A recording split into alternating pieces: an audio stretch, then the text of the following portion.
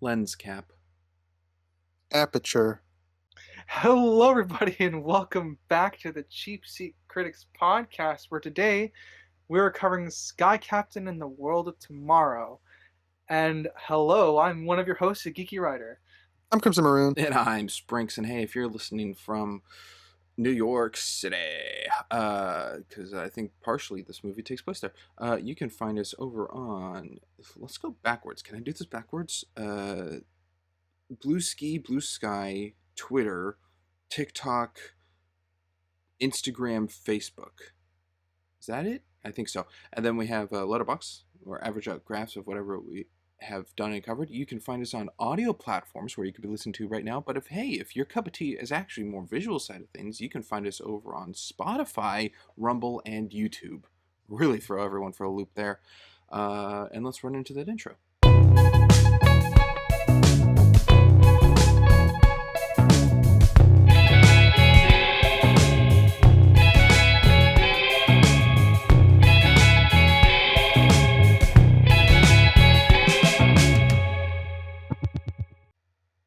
And back from the intro.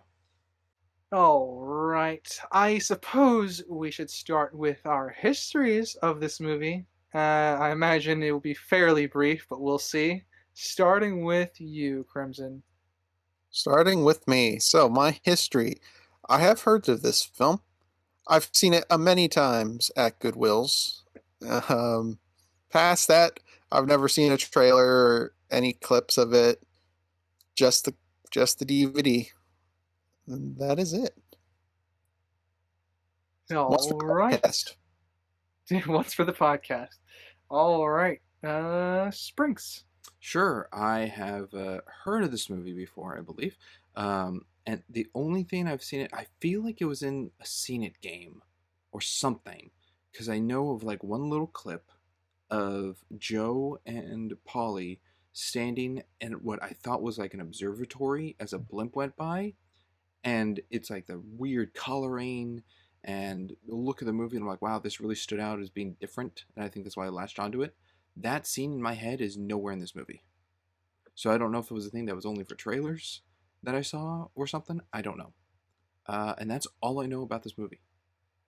Was that Jude Law was in it. I could not remember Gwyneth Paltrow playing Polly in my head. I just knew it was Jude Law and a blimp. Jude Law on a blimp. Yep. Let's see. So also once for the Yeah. I've seen this movie, I think, 2 times total. Once when I was really young, and again, obviously for the podcast. I discovered it though because it was on an advertisement for one of the. You know how DVDs always used to front load their DVD with like advertisements and trailers for movies and stuff like that that are going to be coming out. Mm-hmm. Yeah, this is for the kids who don't know what physical media is today. Thank you, Sony. And and but I remember distinctly the like bat flying like robot birds, right? I remember distinctly like in a trailer shot, all of them like curving to one side, and you get the trailer movie guy voice going, "Sky Captain in the World of Tomorrow," and that is my only like predetermined thought I had that I can remember before seeing the movie. And I will say I have seen the movie. I did not remember the movie. So it is not quite a first time for the podcast, but it may as well be. Certainly feels like it. I remember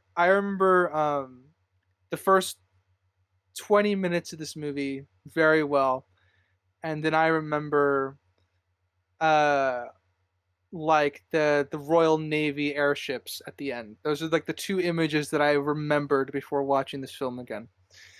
And so yeah, this is also a not a first time, but you know, a very loose second, very loosely tied a rewatch. And I guess with that, we can move into facts, unless anyone wants to add some more history. I don't know anyone who says they've seen this movie. I don't think this movie's ever been brought up in conversation, I think. Same with me. Not.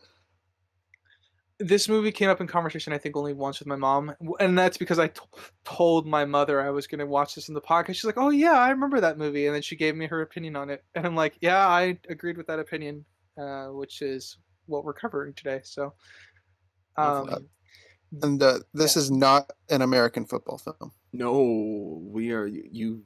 Yeah, we're we're past we're that. finally done. We're Well, we we've finished it last. survived the gauntlet. Well, Hook was before this. That wasn't American football, but that I guess was back on baseball. So Yeah. timey wimey. Free of Okay, sports. actually, one thing to revisit is Hook a baseball movie? No, moving on. All right. This movie, Sky Captain World Tomorrow, is directed by Harry Conran. This is the movie he's known for. It's also written by Carrie Conran. It was release date was September 17th, 2004, with a runtime of 106 minutes. It had a budget of 70 million and a box office of 57.9 million. So it did not, in fact, make its money back. Shocking. Yeah, we're very, very shocked. And I guess I'll move on to the more fun facts. Remember, audience, take this with a grain of salt. Everything that we say, this is found on the internet. While the project was still in early development, writer and director Carrie Conran originally wanted to produce it as if it were a lost serial from the 1930s, with the movie featuring unknown actors shot in black and white and divided into chapters, with each ending with a cliffhanger. All of these ideas were subsequently abandoned in an attempt to gain a bigger box office appeal. Should have taken the risk, I guess, if the broad attempt failed. Maybe.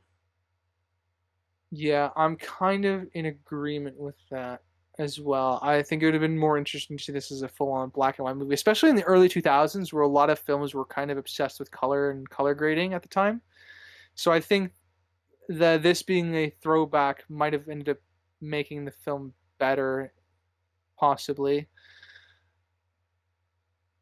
And maybe the chapters thing idea as well could have helped with pacing.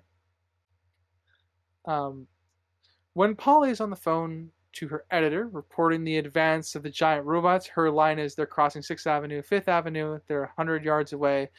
This is directly lifted from Ray Collins' lines in Orson Welles' War of the Worlds, broadcast in 1938, as Collins plays a reporter on the roof of the broadcast building, reporting the advancing of the Martian tripods. Ooh, nice homage. The giant robots that attack New York City are a homage to Superman cartoons Superman the Mechanical Monsters from 1941. In both instances, the robots were remote controlled by radio signals. Ah, Yeah, I wouldn't have gone that. no. Here I thought it was a SpongeBob thing. That's what I thought. Beep boop boop And I boop boop bop. and, and I that is all I have for facts. It's pretty bare for this one. So I will turn it over to you guys if you have any facts you would like to provide before we jump into our coverage. I don't have any facts, but I am curious with the designs of the robots, especially the first ones that are very humanoid looking. You're saying this is reference to Superman of their designs. I'm curious if there was any like same concept work on the thought of designing Iron Giant. Quite When did Iron possibly. Giant I come out? 90 obviously something. I do think that the Royal Navy airships are based off the helicarrier concepts in some of the comic books. Could Which be. is one of the it's a throwaway line in the movie, but whenever he's like, Dex had the idea from comic books, and you get repeatedly told, oh yeah, Dex helped with the design of the airships, Dex helped with, design the ray gun and stuff like that. So you get the idea he's very smart, but he's pulling ideas from existing comic books. So there's probably a lot of homages to this film that even we missed. Well, homages in the film that we missed, not to this film. Yeah. Well, I guess with that, gentlemen, we shall jump into our coverage. We are going to be doing linear popcorn, and we're going to be starting today with Spricks. Awesome. The beginning music of the credits to this movie, to me, sounded very distinctly close to the theme song to Buzz Lightyear of Star Command, with a little bit of Galaxy Quest. Yeah, the Um, music is very, very adventure feeling, I guess. So that kind of checks out. and it felt era appropriate. I the Buzz Lightyear one I haven't seen, so I don't know what that sounds like. So Yeah, been a while since I've seen Buzz Lightyear of Star Command, so I can't quite remember the music from that either. But I wouldn't surprise me because it says it's a very, very adventure feel. Uh, No, I have to share that and with you guys oh later then. yeah, I actually forgot to mention a fact. This might you might have opinions on this because I'm sure we'll get to it. Um, this is one of the first movies to be shot fully on blue screen, Fully. what?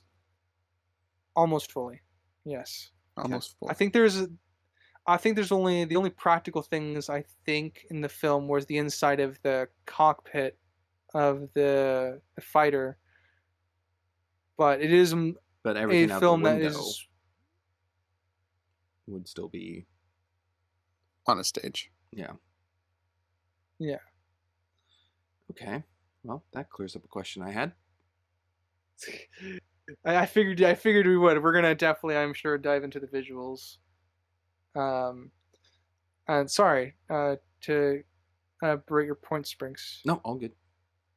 It's just the music sounded similar. I did not look up if they were the same composers, though. I see. Um, the music is by Edward Schirmer. Schirmer.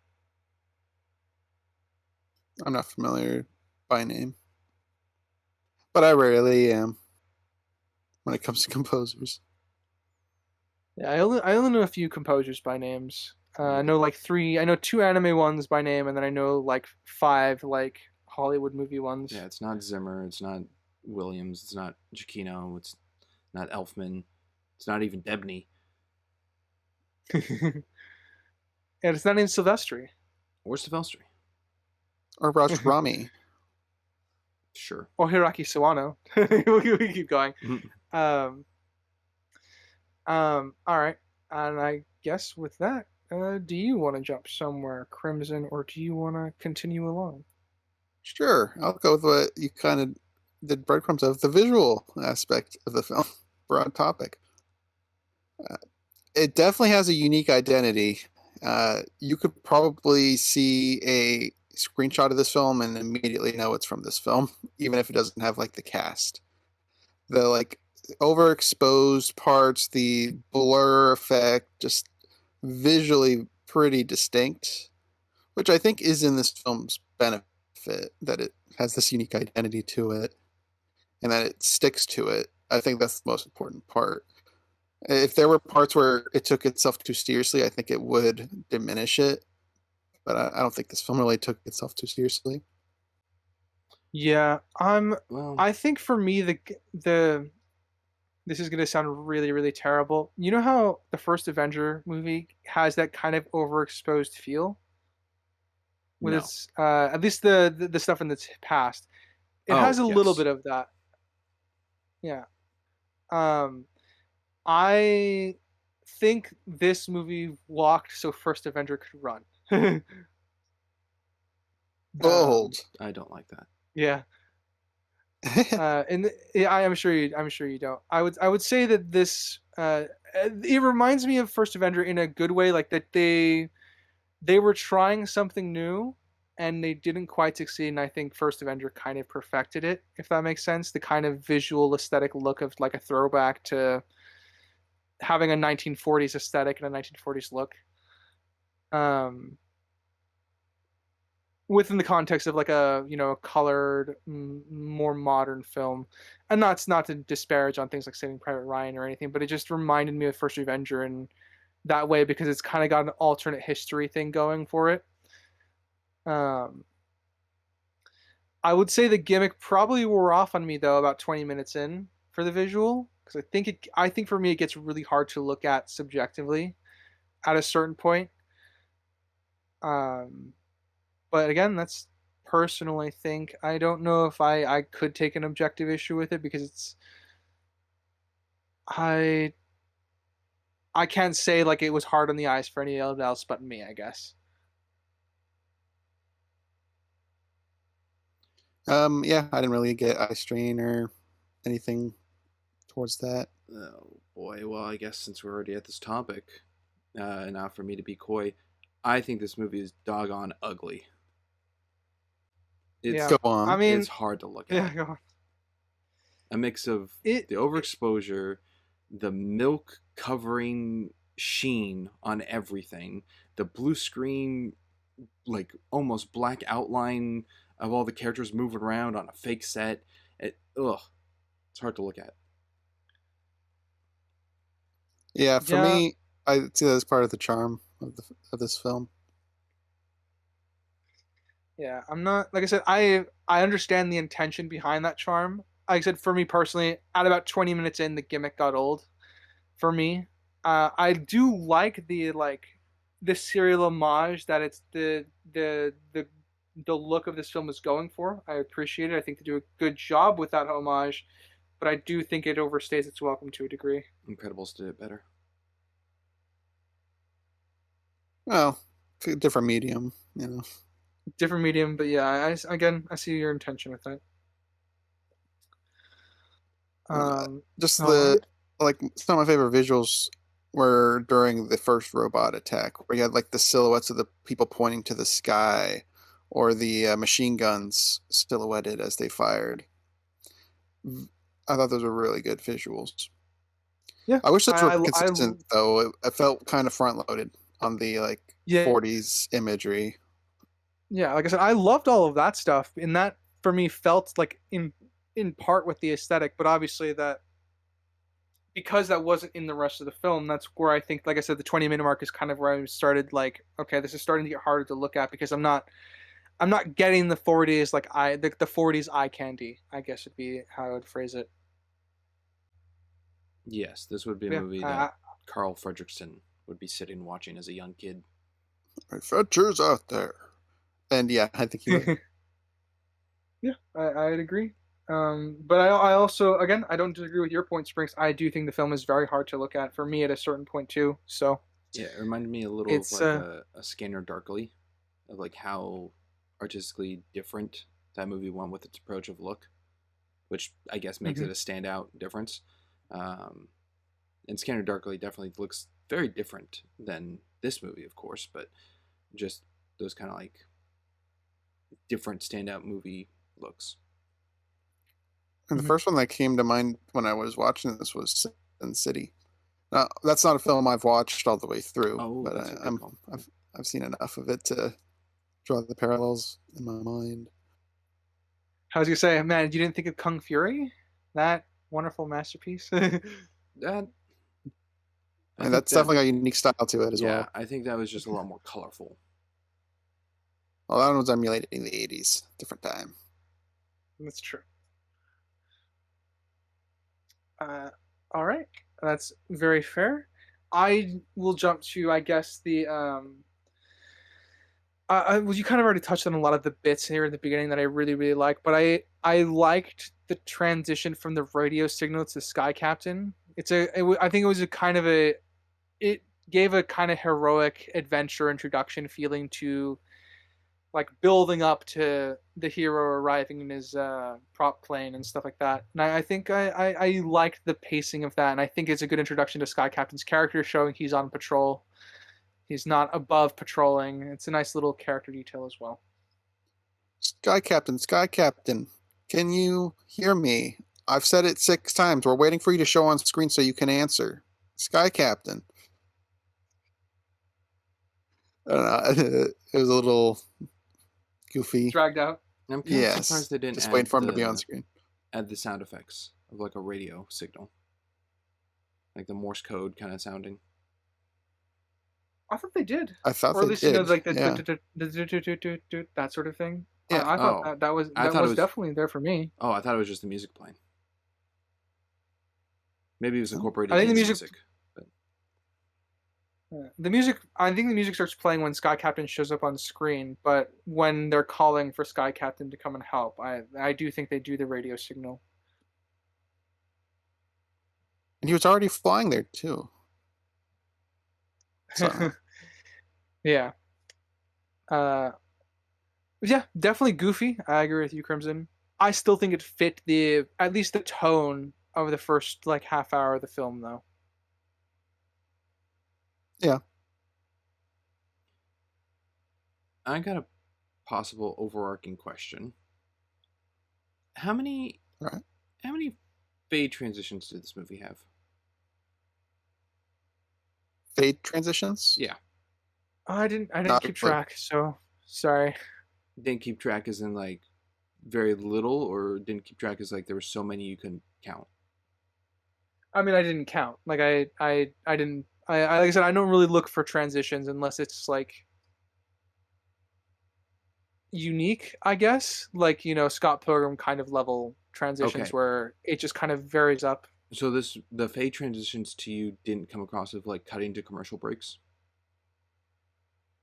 Um, n- no. Now that you mention it, I can think of a few, but it might have been the intention behind it, where like this is where because I now that I've read the facts, that might have been where like, oh, this is where this serial chapter ends.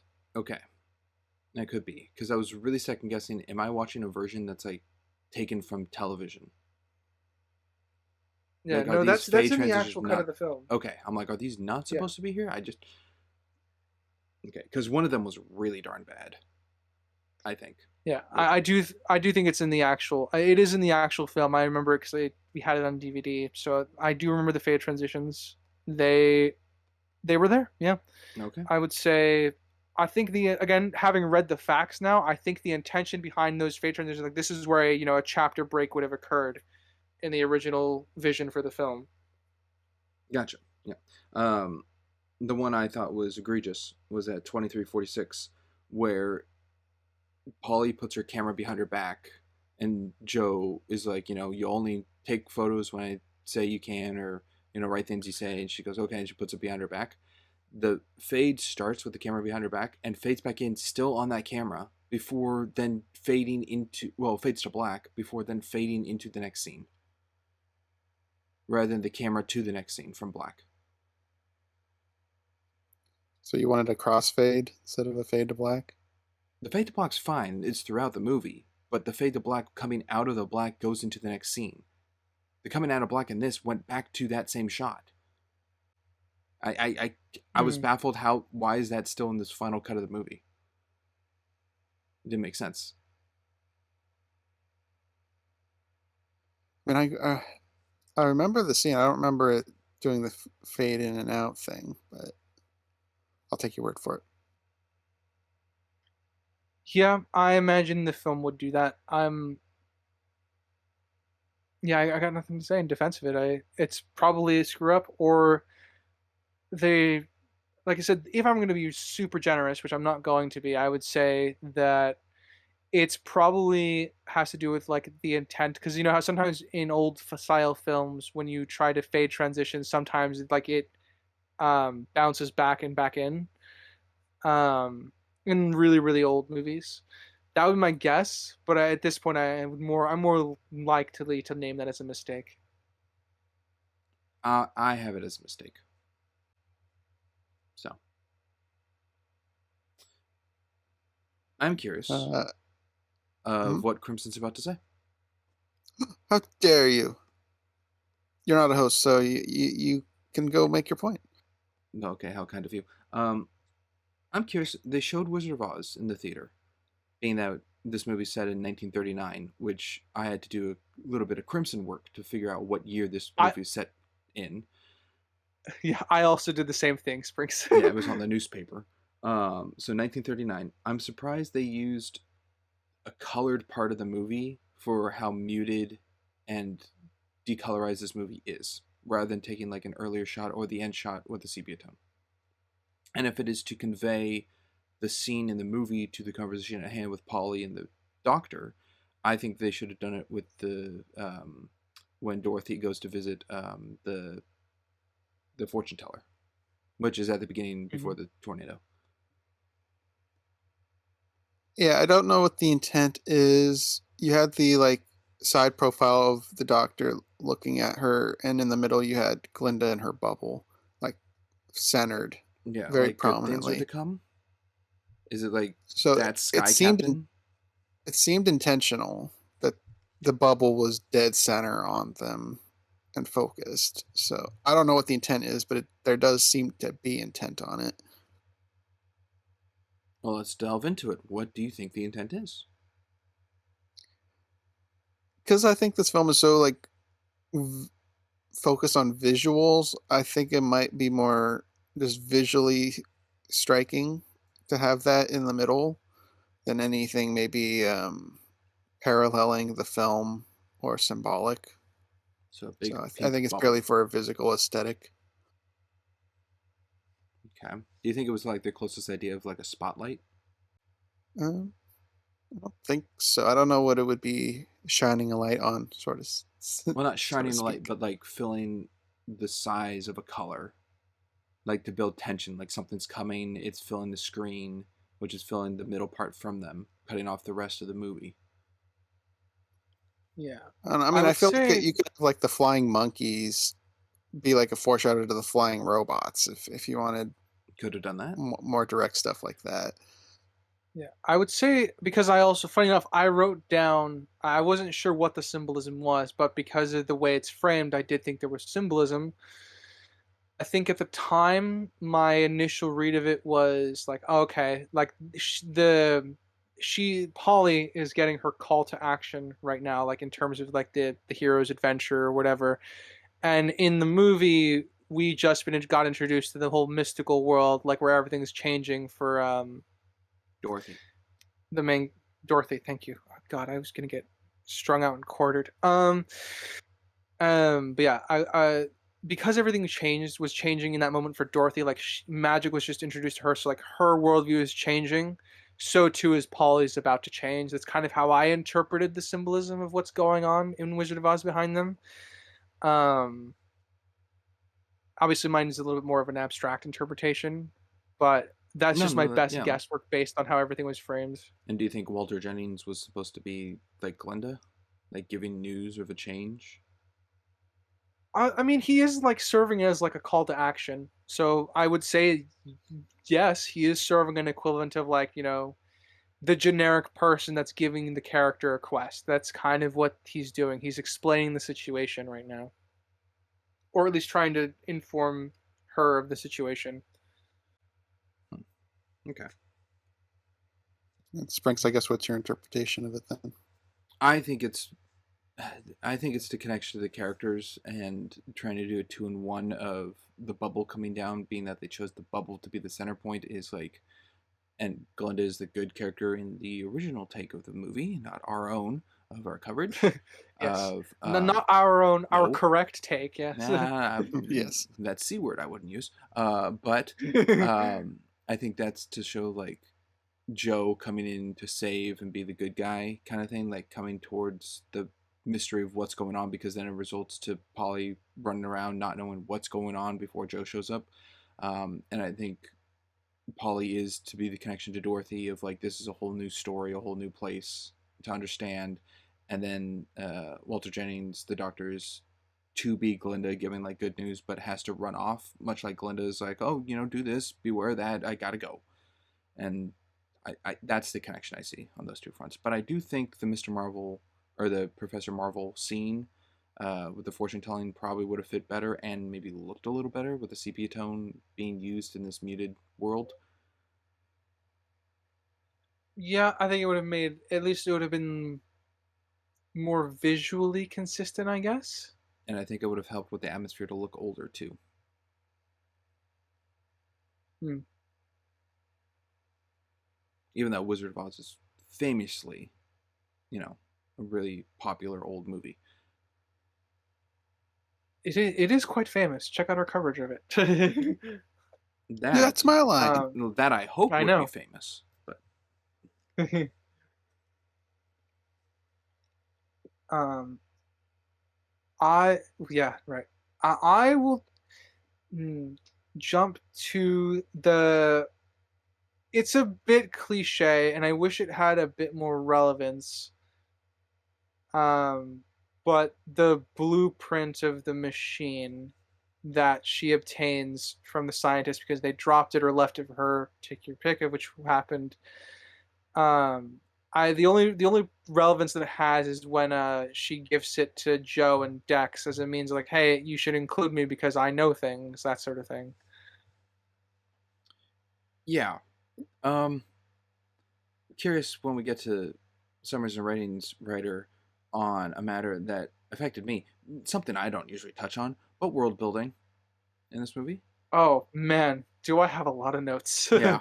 Uh, it's stuff like that that happens again and again and again in this whole movie that I just go, I don't know.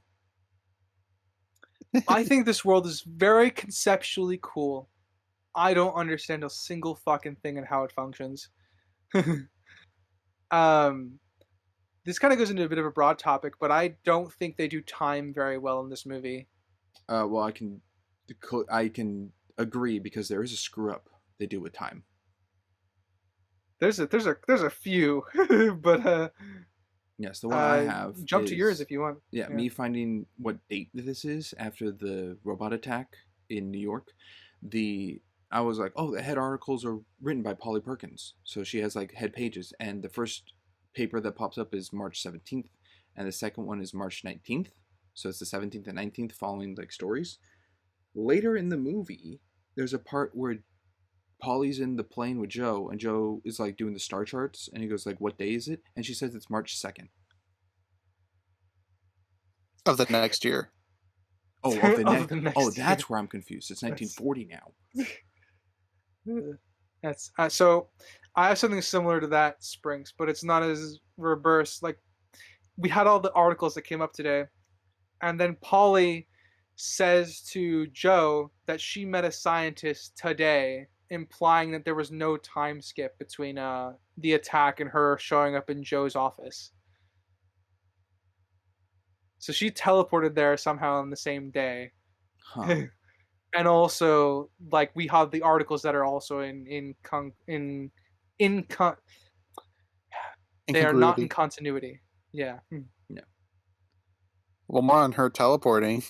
During the robots walking down the street, and she runs in between them, going away from them by going through them. You then have them continue to walk while the dogfight was going on with Joe. And then Joe blows up one of their kneecaps, and they fall, and she's in front of them. I don't know how she got in front of the robots. Polly's favorite ability in this film was to teleport. Yeah. She's So not the there, only we character. have that. Well, no, she is for teleporting. Yeah. She's the only character. Yeah, she's the only character that literally teleports. I would say she teleports from the escape as well. Dex and the scientist trying to escape. She That teleports back up I'm to gonna be save honest. Joe. That was stupid. I Yeah, did not yes, it like where they're was. like, "We gotta save Dex," and he goes, "Come on, guys! Me and the scientists are escaping." Yep, that was dumb. Very convenient. Um, any more of Polly teleporting that I can think of off the top of Maybe my in my head? notes, but I can't. Yeah, off the top of my head, I can't because Plenty of examples of Polly being dumb, but yeah, that's completely different yeah. thing. But like Sky Captain's Yeah, like her. hangar in areas on an island or like secluded, so Yeah, she'd they have have to a find they had some way their to get there. mercenary base has. Yeah, so I said I have no idea how she got on base. I assume because of Dex, because Dex is clearly familiar with the two of them. Maybe. But don't know. Don't know. Nah, that's teleport. I would say it's teleporting. Yeah. I'm not gonna throw them a bone. They didn't establish how she got there. No.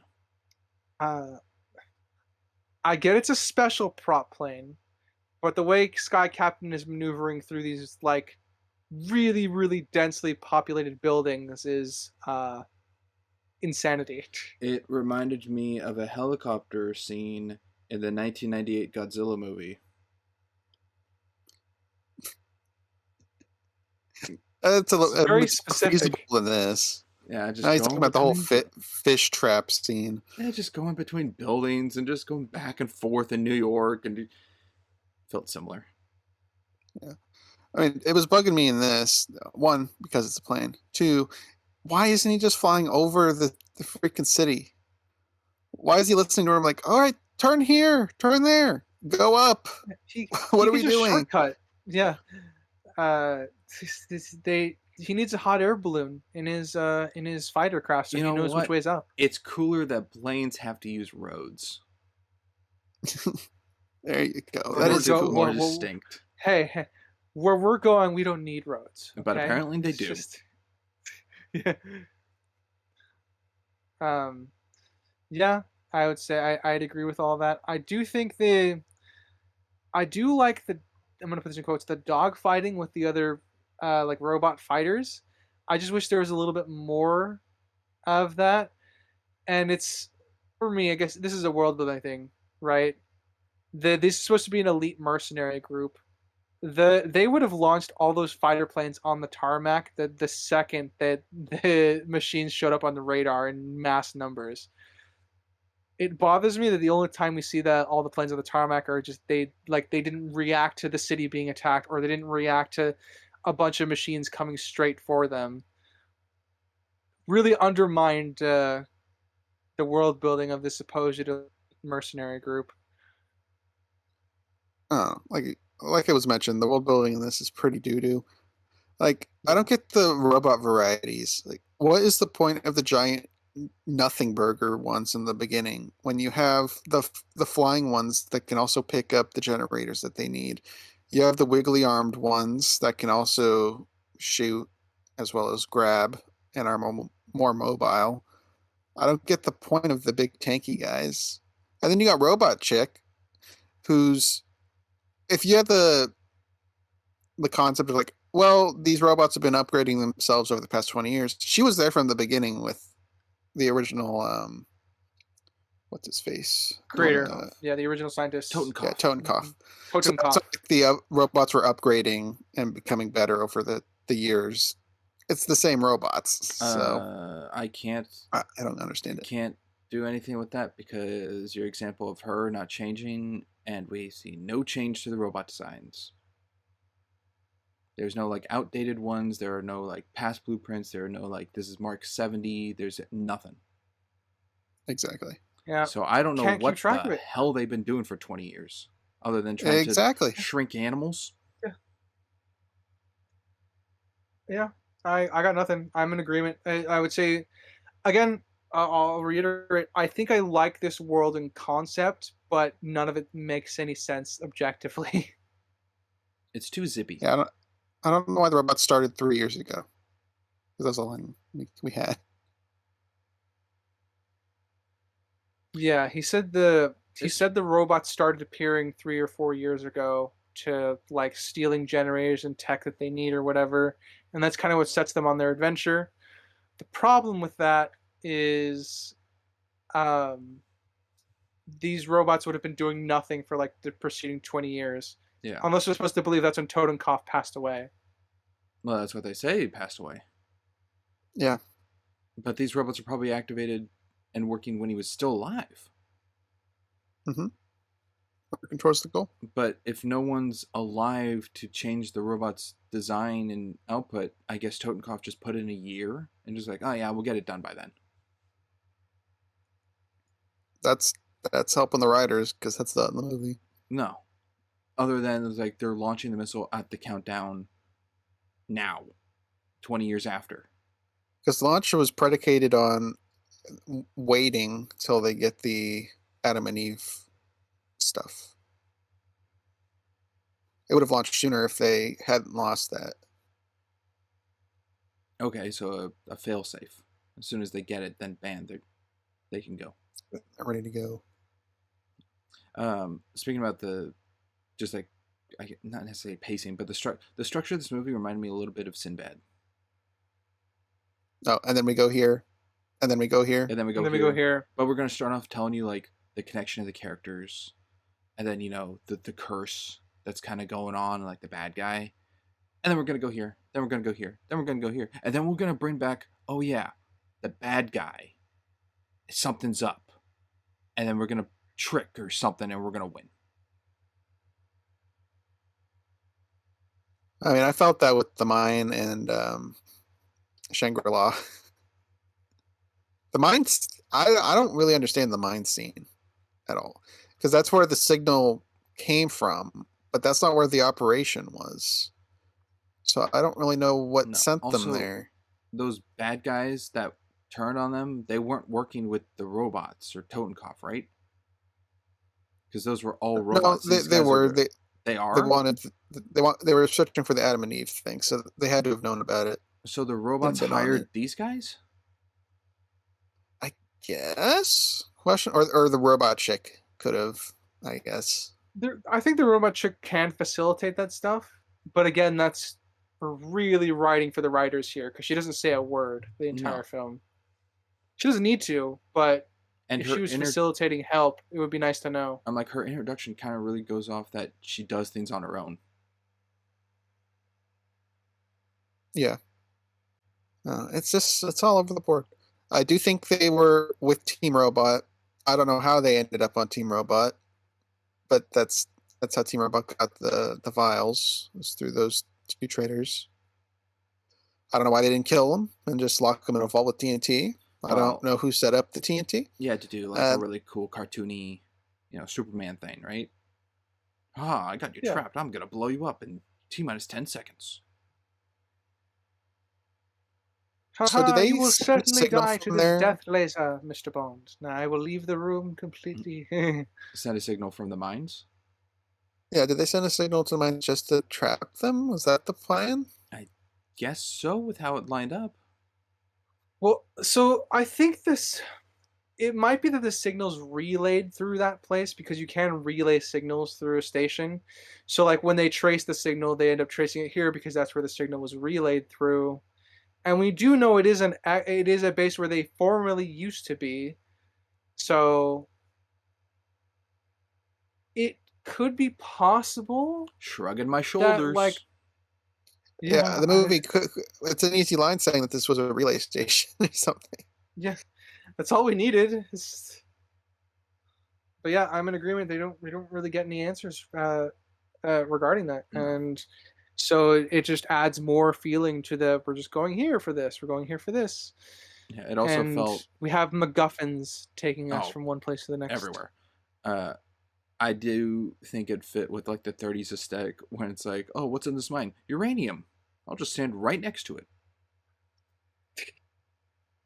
Pretty much. That's true. Geiger counter is going off the charts. Okay, and a real quick question for you, Crimson, because you're the mummy guy. Is Yeah, the guy who helps them in? it is. Okay, yeah, It is that guy. Blue gold. Nah, I didn't get it. Oh, I hate Blue gold. bugs. yeah, But I did yeah. get He's Michael our Gambon. first. I saw Dumbledore. Is that Michael Gambon? That's Michael Gambon. Second Dumbledore.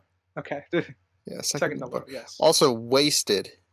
Absolute Yeah, waste. Mr. Paley is Holy barely. moly. I thought he was going to be the twist of like Totenkopf with like the That's what Wizard I of thought. Oz thing at the end where he was like the wizard. That's Because it started also the what I first thought as the well. first bit sounded like it was his voice. Like when it was I didn't booting get up. that. I didn't get that. I just figured big man, big role. He has to be the bad guy. Not a big role. No. Couple scenes, no resolution. There's no scene at the end of him talking to Polly like, so did you get the scoop? Sorry, got nothing for you. He's Is just he out of the even a movie. character that's removable? No. He Does gives he reason. facilitate anything? He gives reason for Polly to do what she needs to do. I would say Well, he's very good at. It's not that he gives reason. I will say that his purpose for being there, he's actually a very good springboard for us to understand Polly's character because he kind of chastises her and she bites back, and in exchange, we actually get a lot of what Polly's character is and who she is. So that's kind of where I would lean with that. Nothing unique though. That's stuff that you get of her through the movie. You could. You could. Like I said, he just happens to serve as an introduction. And I think her sending a code back to him about an update shows like not solely on her. Does this film need that? I mean, we got her caring for Joe. See, I see what you're doing here, but I think the movie gives enough for his presence. I don't think it does. None of his scenes really impact anything. The only impact, well, that's true because the impact I got is, oh, it's Dumbledore, and that was pretty much it.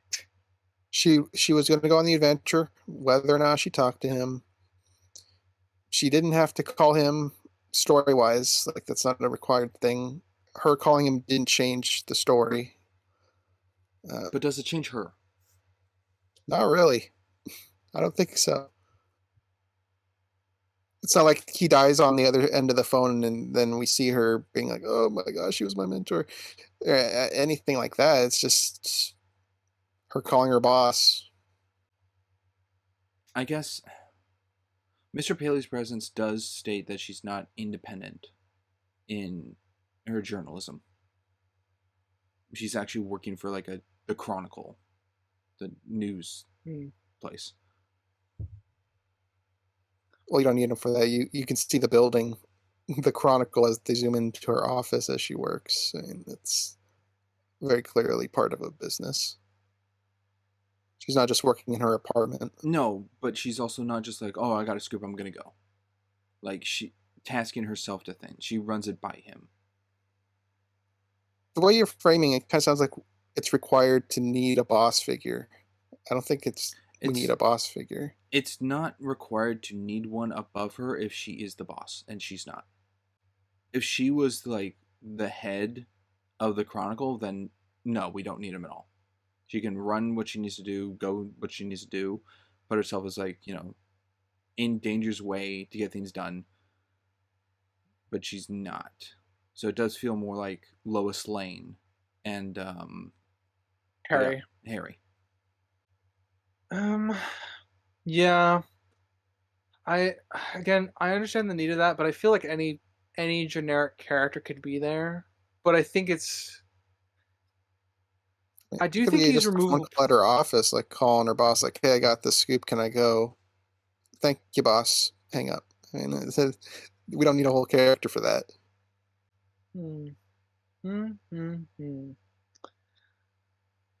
Well, I think that Dumbledore is technically removable, but we would still have to replace him in those scenes, I think.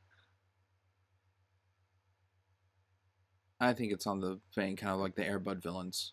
Like it's a point where it's like, yeah, removable for the sake, but you'd still have to replace it. You can't just take it out and nothing changes.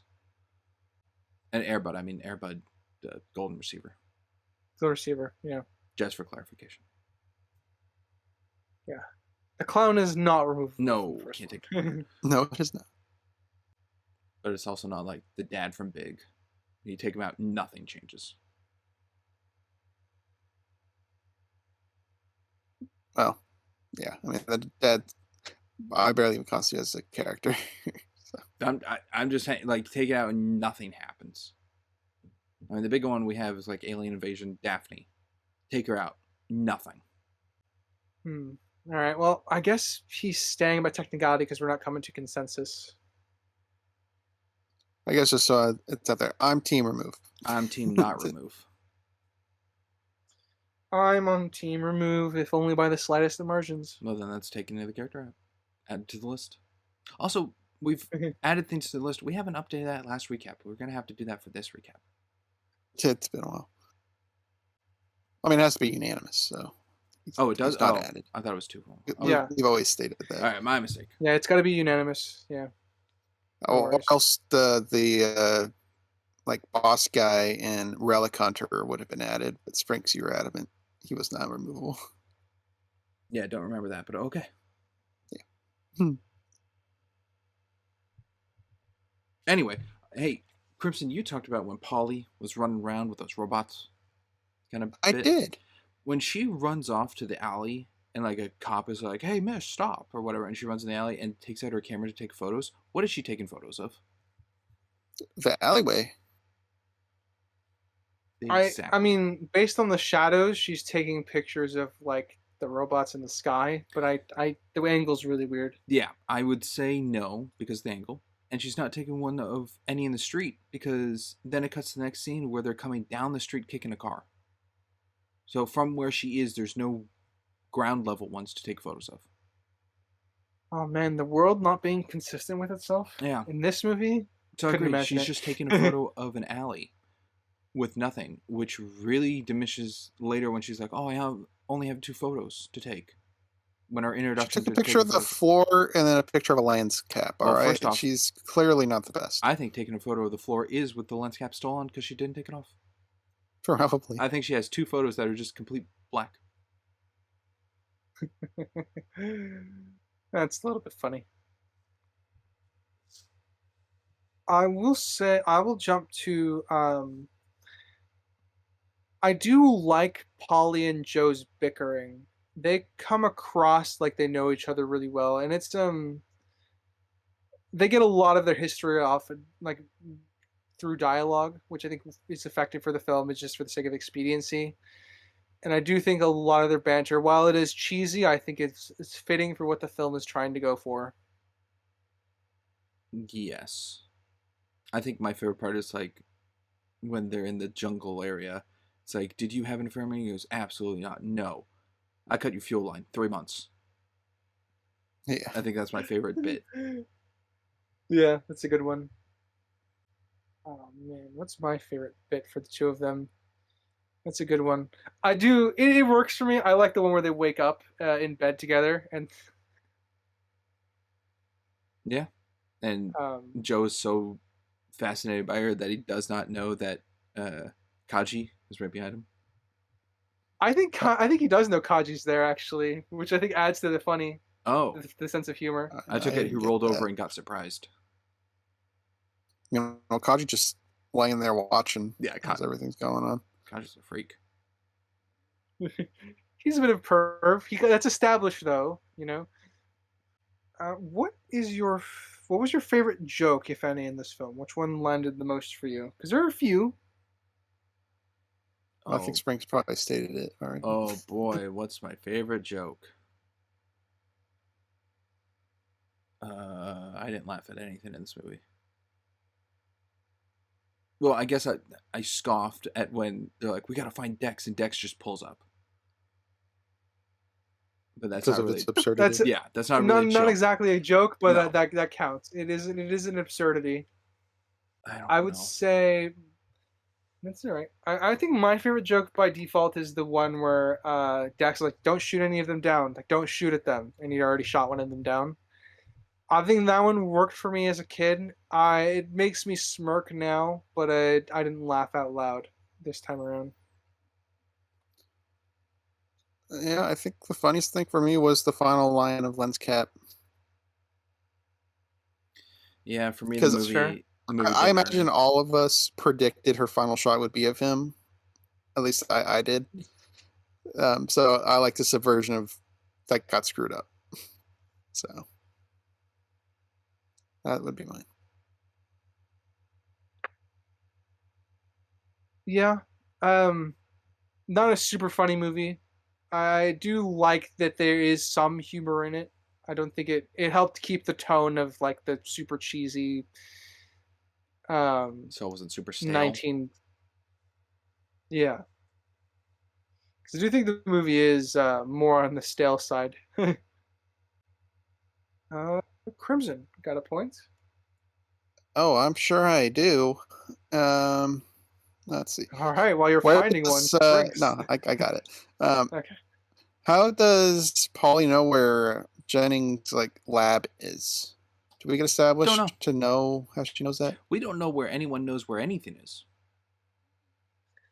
We do have some setup for Jennings' lab because Dumbledore gave her the this might be an argument not to remove him, but she asked Dumbledore to look up at the addresses that she was given in the names, so she would have gotten it from him.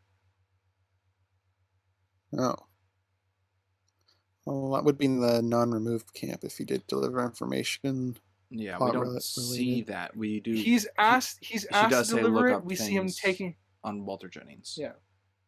Yeah, and he actually writes the notes down, so he does do that for her off screen. So that does push him over to the not removable camp, but that is how Polly finds the lab.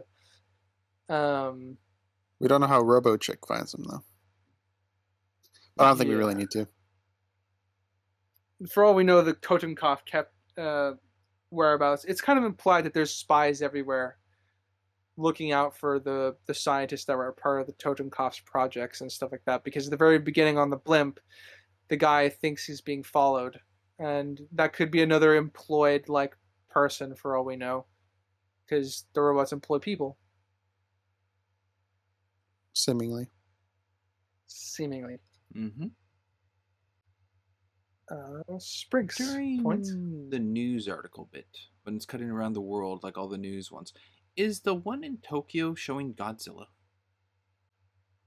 I don't even I remember that.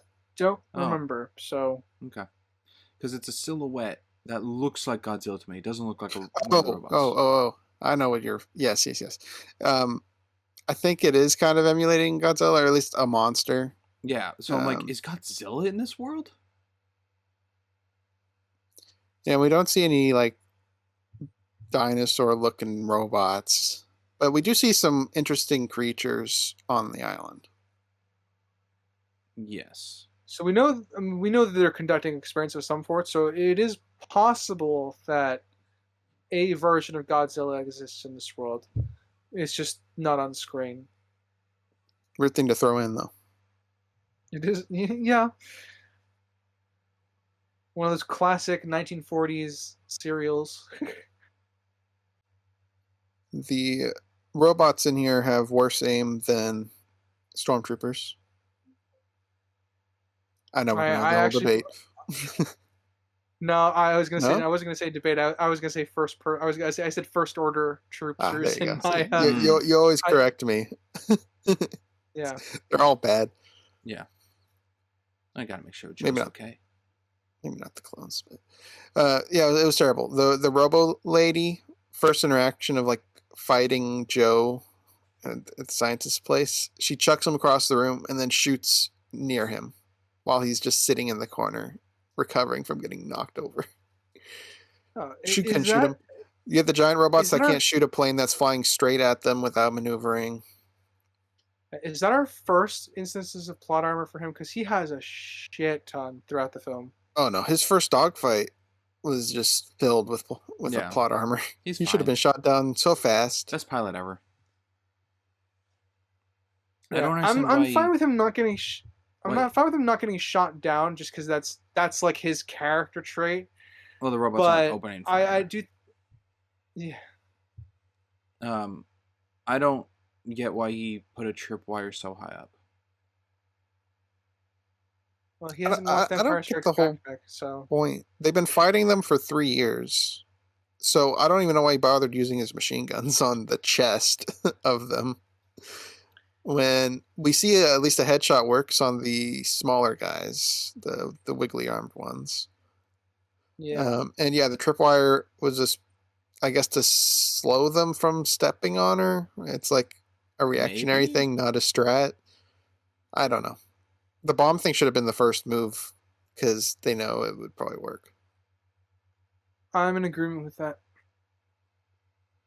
He should, because he's been hunting them down for 3 years, or his mercenary group has been hunting them for 3 years. He should be a little bit more experienced in taking them down.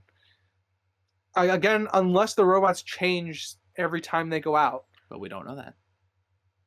We don't know that. We do see a different robot every time they come out, but doesn't really help whether they do that or not. No, that just tells me there's multiple robots. I would not say the first one of the giant one to the flying ones to the wiggly arm ones are evolving of that same base model. I think those are 3 different robots. Types. That's more likely to be true. Yes, I just wish the film made it more clear. Yeah, when we get to the base I guess, where the Ark is, the giant missile. We don't see like a robot factory. It would be such a simple line from Dex at the airfield when showing the hangar. And be like, we've been finding them for 3 years and they just keep evolving. It's getting harder and harder. Boom, easy, simple. Don't Yeah. even need visuals. But no, it's just like, hey, Dex, can you work on this big one we got? And he goes, yeah, sure. Thought you said it was going to be big. Yeah. Is it just for like the gimmick humor of it? I couldn't fully grasp it. What is the point of the milk? I don't know. They did put Oh, focus on it. for his like Like his like stomach alcohol problems. kind of thing. Yeah. No clue. Okay. I don't know. It might be like something he has to take medically with the medicine, but I again No, don't know. It's just for Dare. It's just a visual aesthetic Yeah. as far Well, as it I'm said concerned. milk and then something else that started with an M. I didn't write it down. a type of I milk. didn't know what the word meant, though. Or if it was like the brand of milk. No idea. I don't know. Maybe it was milk back in the day that had like, maybe it's like milk of the poppy. Super vitamins. It's got like Milk of cocaine in Yeah, it maybe. or something. Yeah, that could be it. This is no Skynet. The robots suck. On the assaults of the airfield, the drones are shooting what exactly? They They're shoot the not all planes. focusing fire. That's the only smart thing that they do. They shoot down all the planes, which should have been in the air anyway. Yeah, it was pretty ridiculous that they were able to even take off.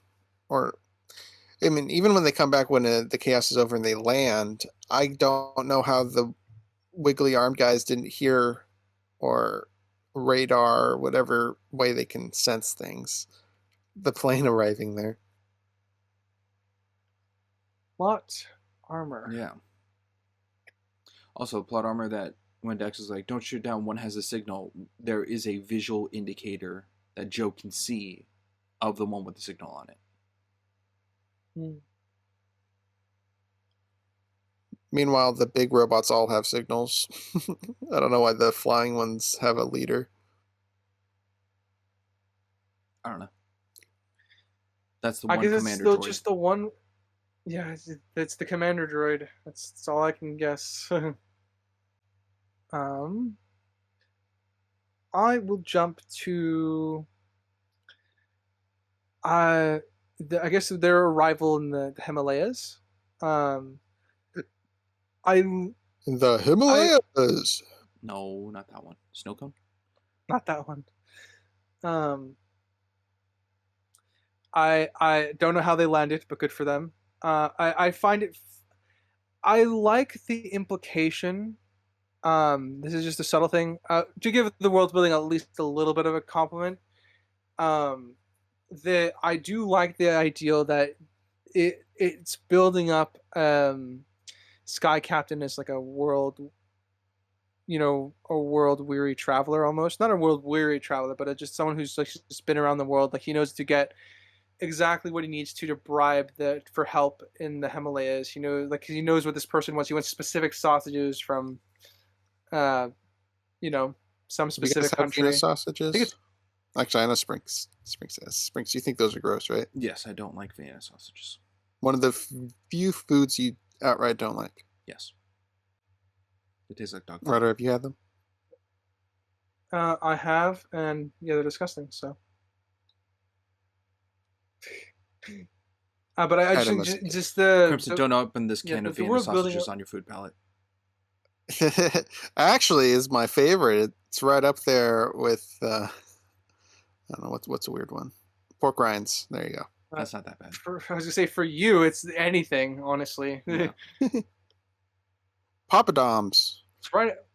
It's right up there with water for me. You Jeez. hate water? I would say. Sorry. What was the question? You said, do you But hate it- water? that's- You compared Vienna sausages to water. No, the joke is that because Crimson claimed to love them, and he loves water. Oh, it's the that's only thing he it. drinks. Ah, gotcha. Talking about Yeah. you, not him. Got it. Sorry. Yeah. Inverse of what you said, Springs. Oh, Thumbs up. talking about him, not you. Yes. um, I would say so. I guess it's just this small little thing that I did like the film tries to do. They do a good job of implying that Sky Captain's been around the globe. So he's got friends in the Royal Navy. He's got friends in the Royal Air Force. I don't know what they are. Um, Star Fox. and then he's got friends obviously in the Tibetan Mountains who can help them. So it goes around, but I like that for as like a bit of a background to his character because they don't necessarily need to show that for the story. Um, and I do think that's one of the parts where I think they kind of got the world building okay, and they also got some stuff to the character like profile. How do they have enough fuel to go from New York to Nepal? They don't. They don't. Oh, okay. The moment they acknowledge fuel later in the film, like, oh well, Well, now it's more of a thing. Now we have to question it. when Yeah. in New York and the wing got shot, is it leaking fuel? We only see smoke from it, so I didn't see Also that anything leaking from it. Smoke? yeah, also that damage is completely repaired There after was smoke. I the thought sub that was dive. liquid. It was like a stream. I thought, from what I'm thinking of right now, that seemed very clearly smoke to me. I remember it more as smoke, but I don't know. So it was smoke that just turned into flames? I hope we're thinking about the same scene. Where the wing of the plane gets shot and stuff comes out. This is And then it turns into a when fire. he's getting chased around the city, right? Yeah. I thought it was fuel that then catches on fire. I don't remember it being on fire, but that could just be me. It might have been on fire from. I feel like you're right. It was on fire, but I don't remember the damage being. The damage is not consistent on the plane, bar none. Okay, how But I saw it was that it was leaking fuel, and then the fuel turned into a fire.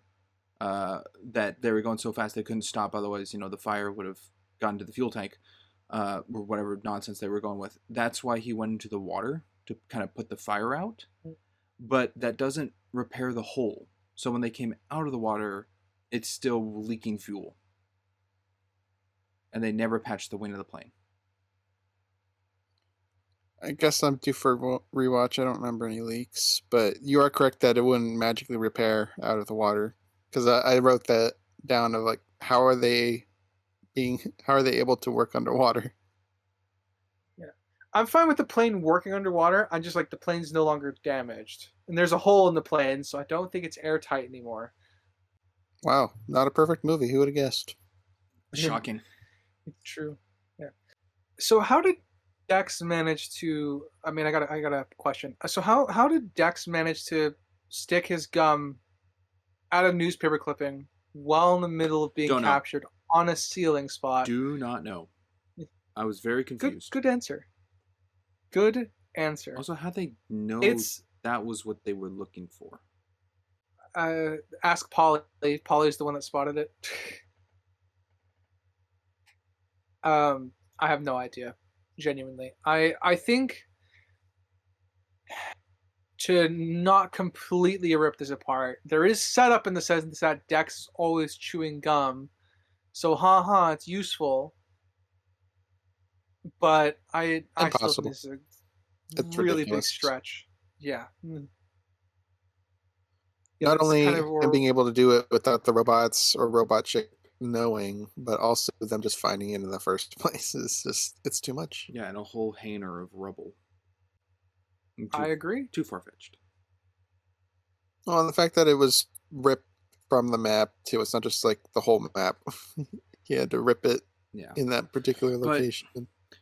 It kind of brings up the question, do we view...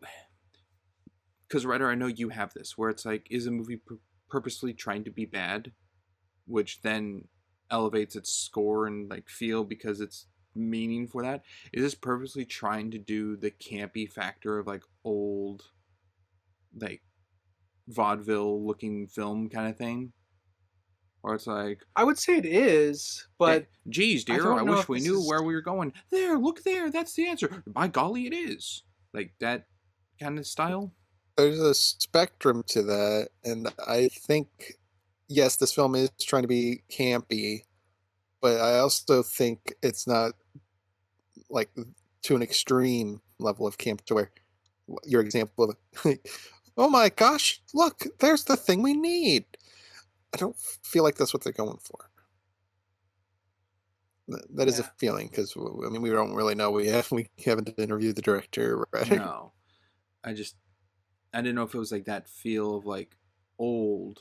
Because it's definitely that is the approach of this movie. I think this is like what were the movies back in the 30s, like late 30s that people saw like before World War II era time that we could make in today's like upgraded standard kind of thing. I think that was like the approach to this movie, at least how I kind of take it.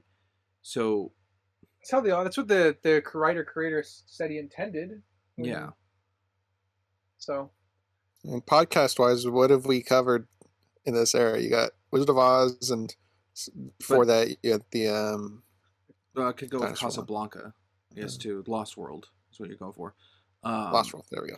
Yeah, but Casablanca, that was 40s, but those still are close. Yeah. of the era time to that like that's as far you can go. Like they can't time jump, see the future, and then still make movies knowing what's ahead.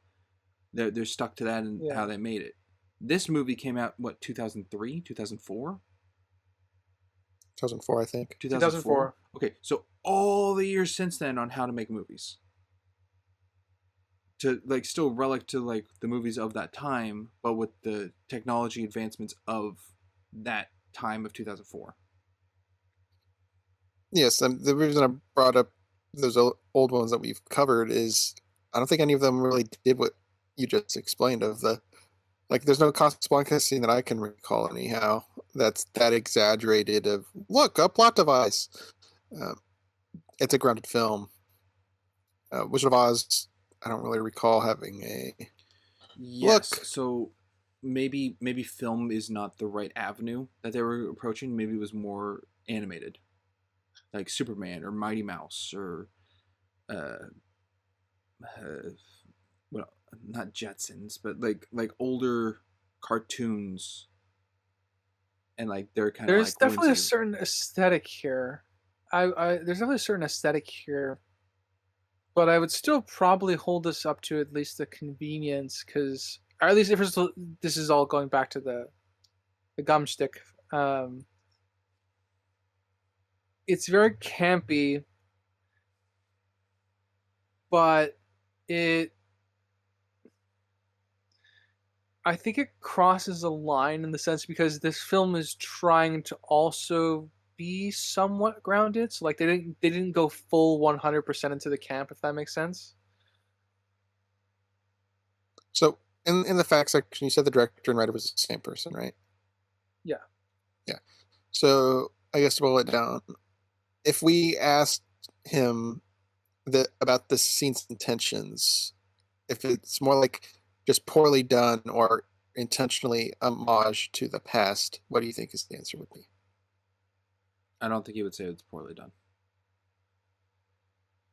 So you think he'd say homage? I don't think he might use homage as an excuse. I don't think he's gonna say anything to bash his own creation. Yeah, this is I feel Ryan like Johnson artists is the can best critique filmmaker ever, stuff. Well, according to Ryan yeah, Ryan Johnson. Johnson. Yeah. Okay, well, let's Rex's view on it, writer. If I were to ask him directly, I mm, I could see him trying to be nuanced about it, as like retrospectively, like, oh yeah, like this is a film I made and I was just starting out, et cetera, that sort of thing. Um, so I'm not against the idea of him being able to critique his own work, but he could say he was trying to emulate just a quick like homage to keep the plot bold, to keep the plot rolling, you know. So Writer, remind me one more time when this movie come out. 2004. 2004. Okay, thank you. Seen what else came out in 2004? Yeah, just taking a little gander. One of the Yeah. Pirates movies, probably. That's exactly what I was thinking. Yeah, there is a lot Bigger of budget for that though. yeah. It's 2004. Was that Return of the King? It was National Treasure. Bum bum bum bum bum bum. You can't. Not visually as intensive. No. Oh, Christmas of the Cranks. That came out in 2004. Oh well, What a year for film. Prisoner of God, what? Azkaban. I'm sure someone is like yelling at me right now. Spranks, this came out, that came out. Phantom of the Opera. Yeah, does seem like a stacked year. You were always talking about 2009, 2004 had some good hits. I talk about 2008. A lot of shit happened in 2008. Return of the King was 2003. Okay. I knew it was 2003 or 2004. So, all right. Yeah, Curse of the I Black got Pearl was another. 2003. But then Oh, again, really? those are Okay. bigger project films. Probably above the budget of 70 Big mil. productions. Yeah. And not wanting to be, That's let's do it all on blue screen. yeah. That's true. Blue screen technology was not quite there yet, but we're getting better. It gave an artistic look. It did. I think the filters really helped with the exposure. Really helped with the blue screen look. Most of the time. Well, it allowed them not to need extensive detail. Everything being blurred kind of hid how poorly it would look. I think the Yeah. worst looking thing in here is the taxi, or pretty much any car that shows up. Yeah. Anything that's moving, like so when he's flying through the buildings and we can see the street and people, that was awful. Very clay. Very like smooth. Yeah. Yeah, one note colorization kind of stuff. Yeah. Monochrome. Yeah, a little jump, if I may, where the dynamite is in the room. They're about to, blow up. Oh, a big plan. The lady robot is like watching before leaving. Was she waiting for the dynamite to explode? I think so. Because she doesn't see him like If she jump into the w- snow, right? I didn't know why she was waiting. I feel like she was waiting to confirm her kill or that the bomb would go off, right? But they were just left out there in the snow exposed, so she could have just finished the job. Yeah, and she was in no way directly connected that we saw with the events of that room. Other than the two people who put them in there. Polly and Joe, I guess, worked for her. I don't know. This robot lady doesn't get any characterization. It's just She was Well, we keep saying a robot lady. companion to Dr. So she doesn't have a name. well, yeah, they just call her the assassin. Yeah, she's Totenkopf's companion. That's something else that they call her in the film. But yeah, no lines of dialogue, nothing. She's just a machine going about her business. A filthy clanker, as we would say today. Whoa. And now that she got the Adam and Eve, she can just go through with the plan. She presumably doesn't care about them anymore because she got what she needed. Yeah, I assume the first thing she does is just go back to base and just activate it, and now everything's being loaded up, which is why when our heroes get there, everything is kind of ready to just move right along into the third act. Yeah. The test subject guy who survived, were they just like testing the shrink status on humans? Is that his point? I mean, there's a multitude of experiments that could be done. True, It doesn't have to be but the animal thing. It could be robotics. It could be just chemical stuff.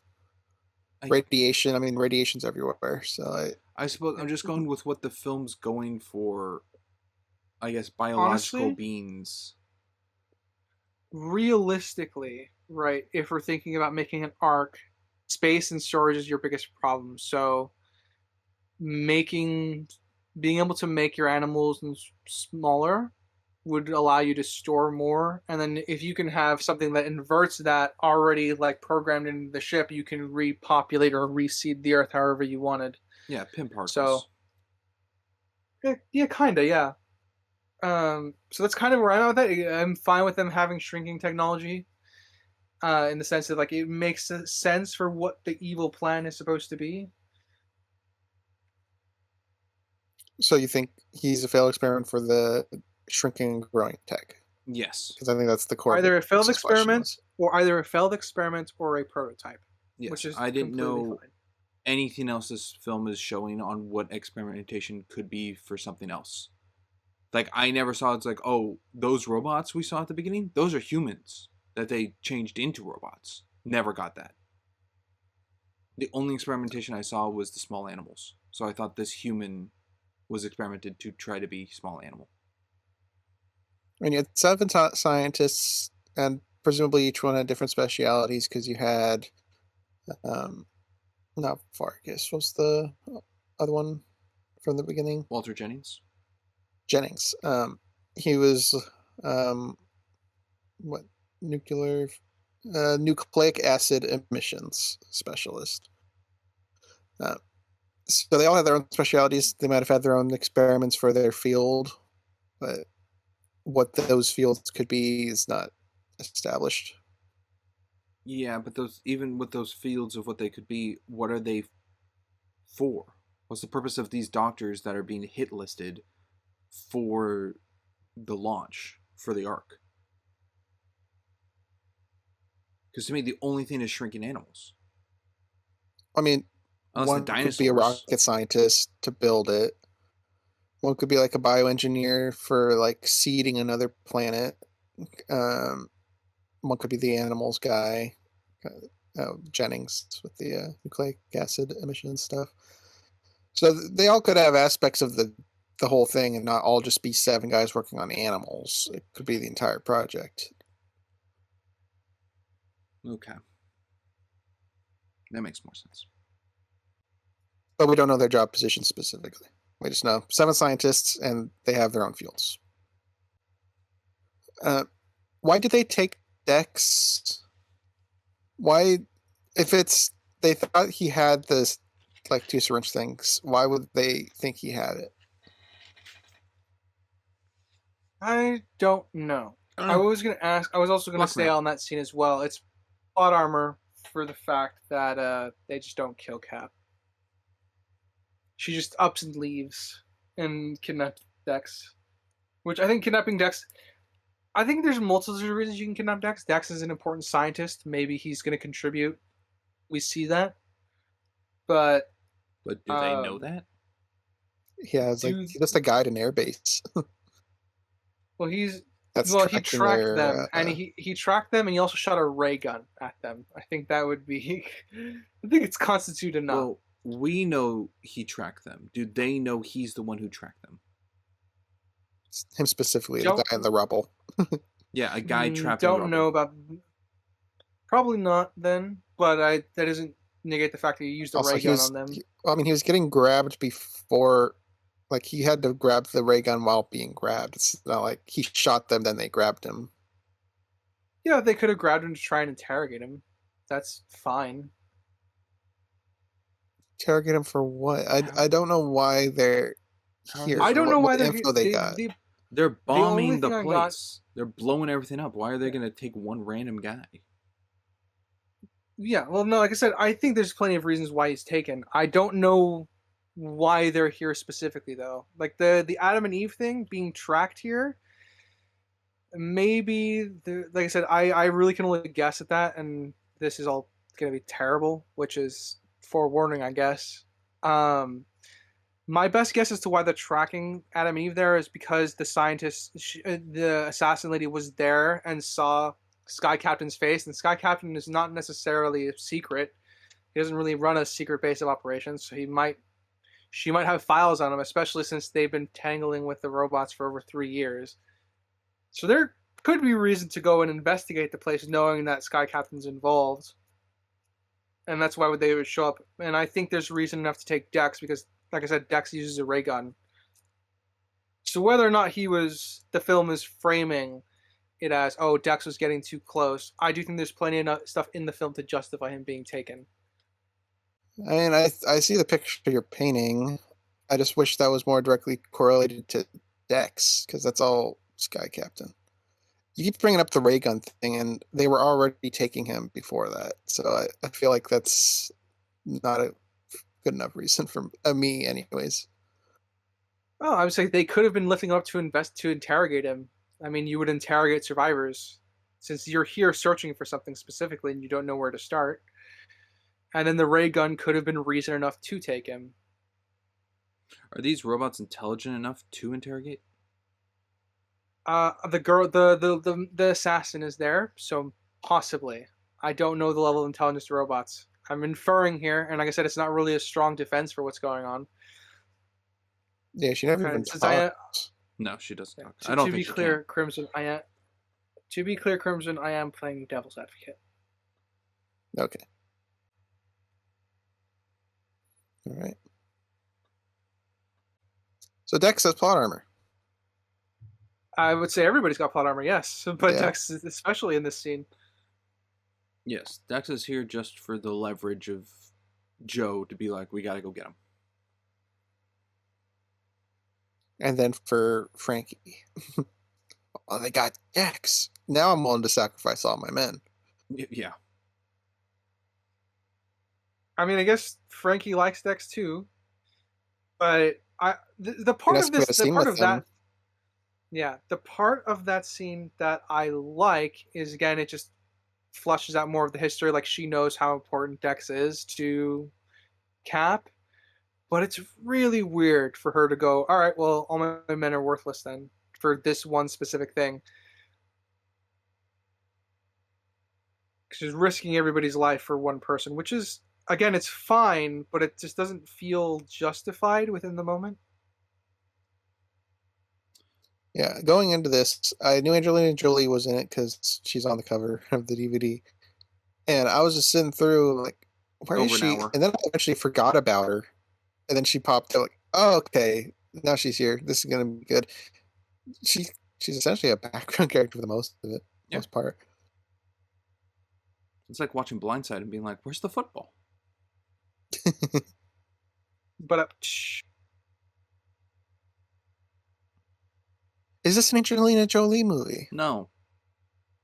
No. It's definitely a Jude Law and Gwyneth Paltrow movie.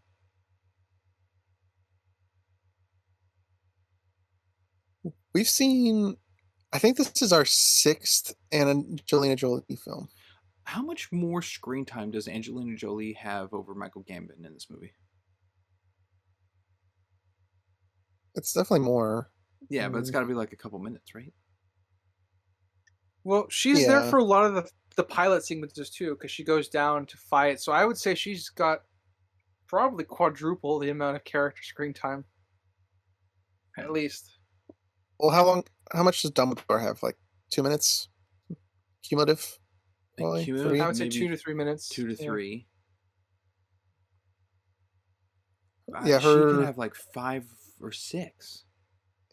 Maybe. I mean, we hear her, but her cuts of the scenes where she's on screen are very quick. Like in the fighting in the planes. On the bridge, those are more drawn out, but I don't think she's on screen in a single cut for more than a minute. Yeah, that's not much. No. But she's definitely more of a character than Dumbledore. So much so that she's on the cover of the movie. And the poster. Yeah. That's definitely somebody's fetish. Yeah, she was a selling name for the movie. So again, more plot arc from the characters. They get saved and brought into Shangri-La. Well, straight from the third Mummy film. Yeah, pretty much. Yeah. You were gonna add more commentary, Chris? No. I got a little confused. No, you're right. They're in Shangri-La. Okay. Or Shambhala. Yes.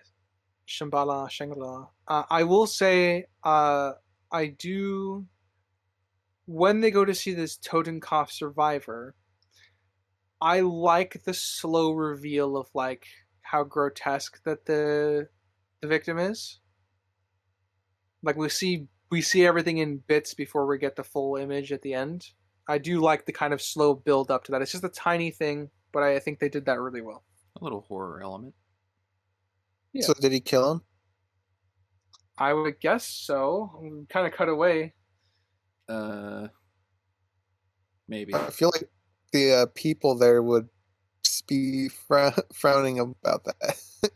We brought you in and you killed one of our own that we've been trying to Well, rescue. I don't know how they feel about murder in Shangri-La. I don't know. And a lot of depictions I'm aware of, they're pretty peaceful. Also, question: what did Yeah. the cane do? It was a clue that the word was related to a star. Okay. Yes, that's it.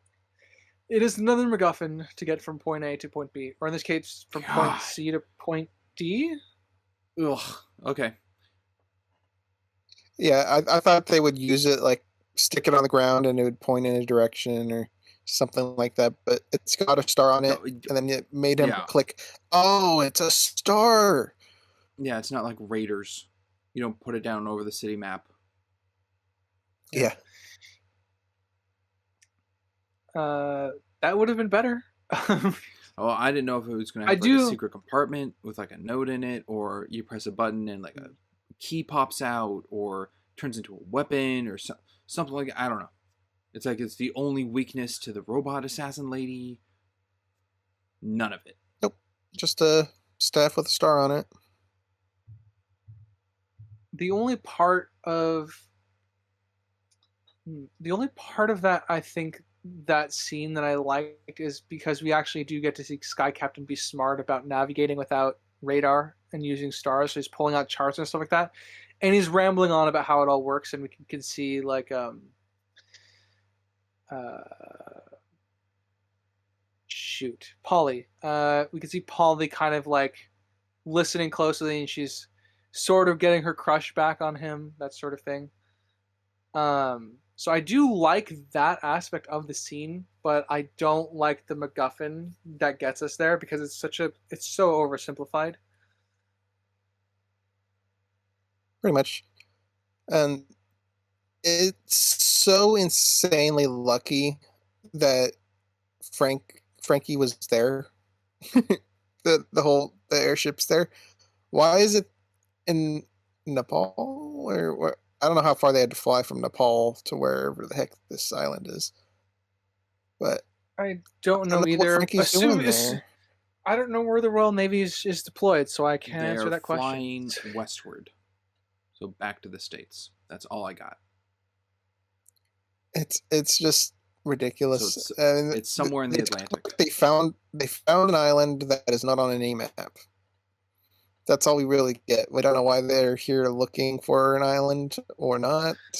Well, they came to those coordinates at Cap's behest, and they found an island as a result of coming to those coordinates.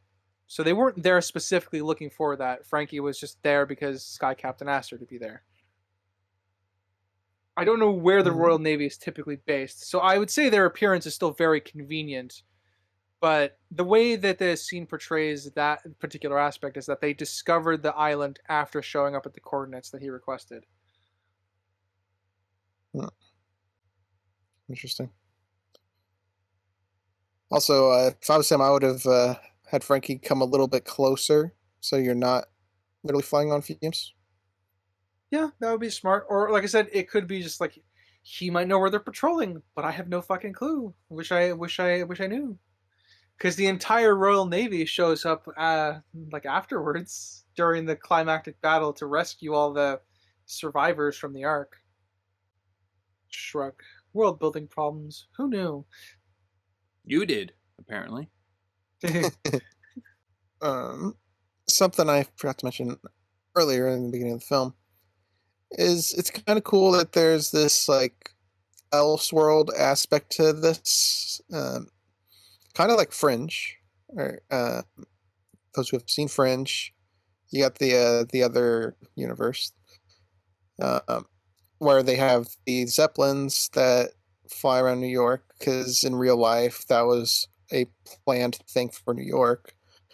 It was either going to hook up to the Empire State Building or Chrysler Building for like a refueling dock station. And here I think they did the Empire State Building. I don't recall. I think it was Yeah, Empire State. Yeah. So it's kind of a nice little homage to real life where things could have gone for New York. It's a fairly common one to show in Elseworld. They did it for Doctor Who as well, Yes. with the Cyberman world. Mhm. Or So yeah, Injustice. they tend. Oh, Yeah. do they do it Injustice? It's been so long since I played this. There's the world that Um, Joker nuked Metropolis, and then the one where they stop him. yeah, I don't remember which. Like I said, I don't remember which one had all the blimps. I assume it's going to be the ones where he did set off the nuke. No, I was just saying Elseworld stuff. Sorry. I see. Oh, yeah, we're talking Zeppelins and Oh, blimps and all. Batman animated series. There you go. That one works.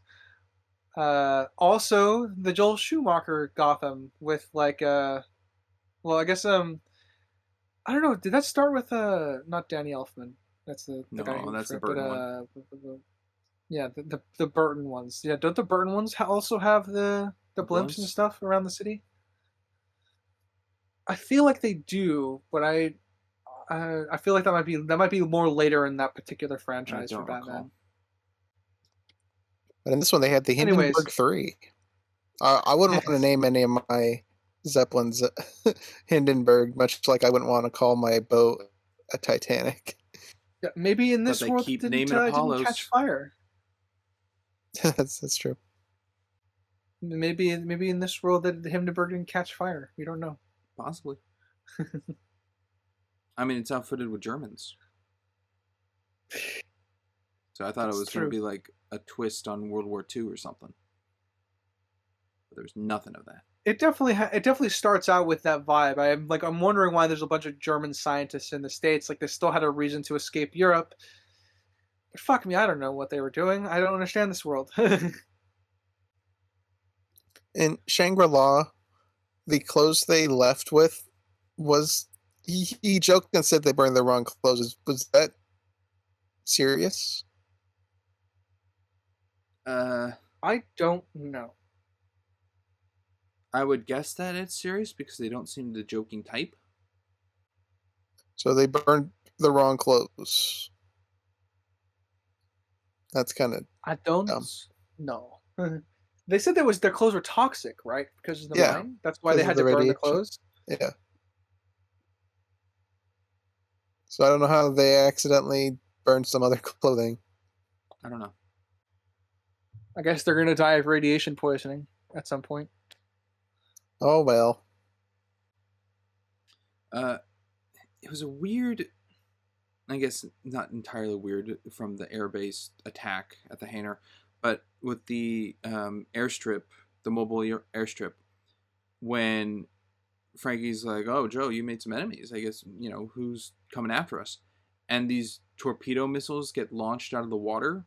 It just cuts to the base for like one, maybe like second and a half shot, just taking fire, like just an explosion. And Yeah. like 1 hour, 4 minutes, 5 seconds. I guess Frankie's too cool to panic. I'm like, I do they mean, not? They don't have countermeasures. They saw this coming and they just stood still.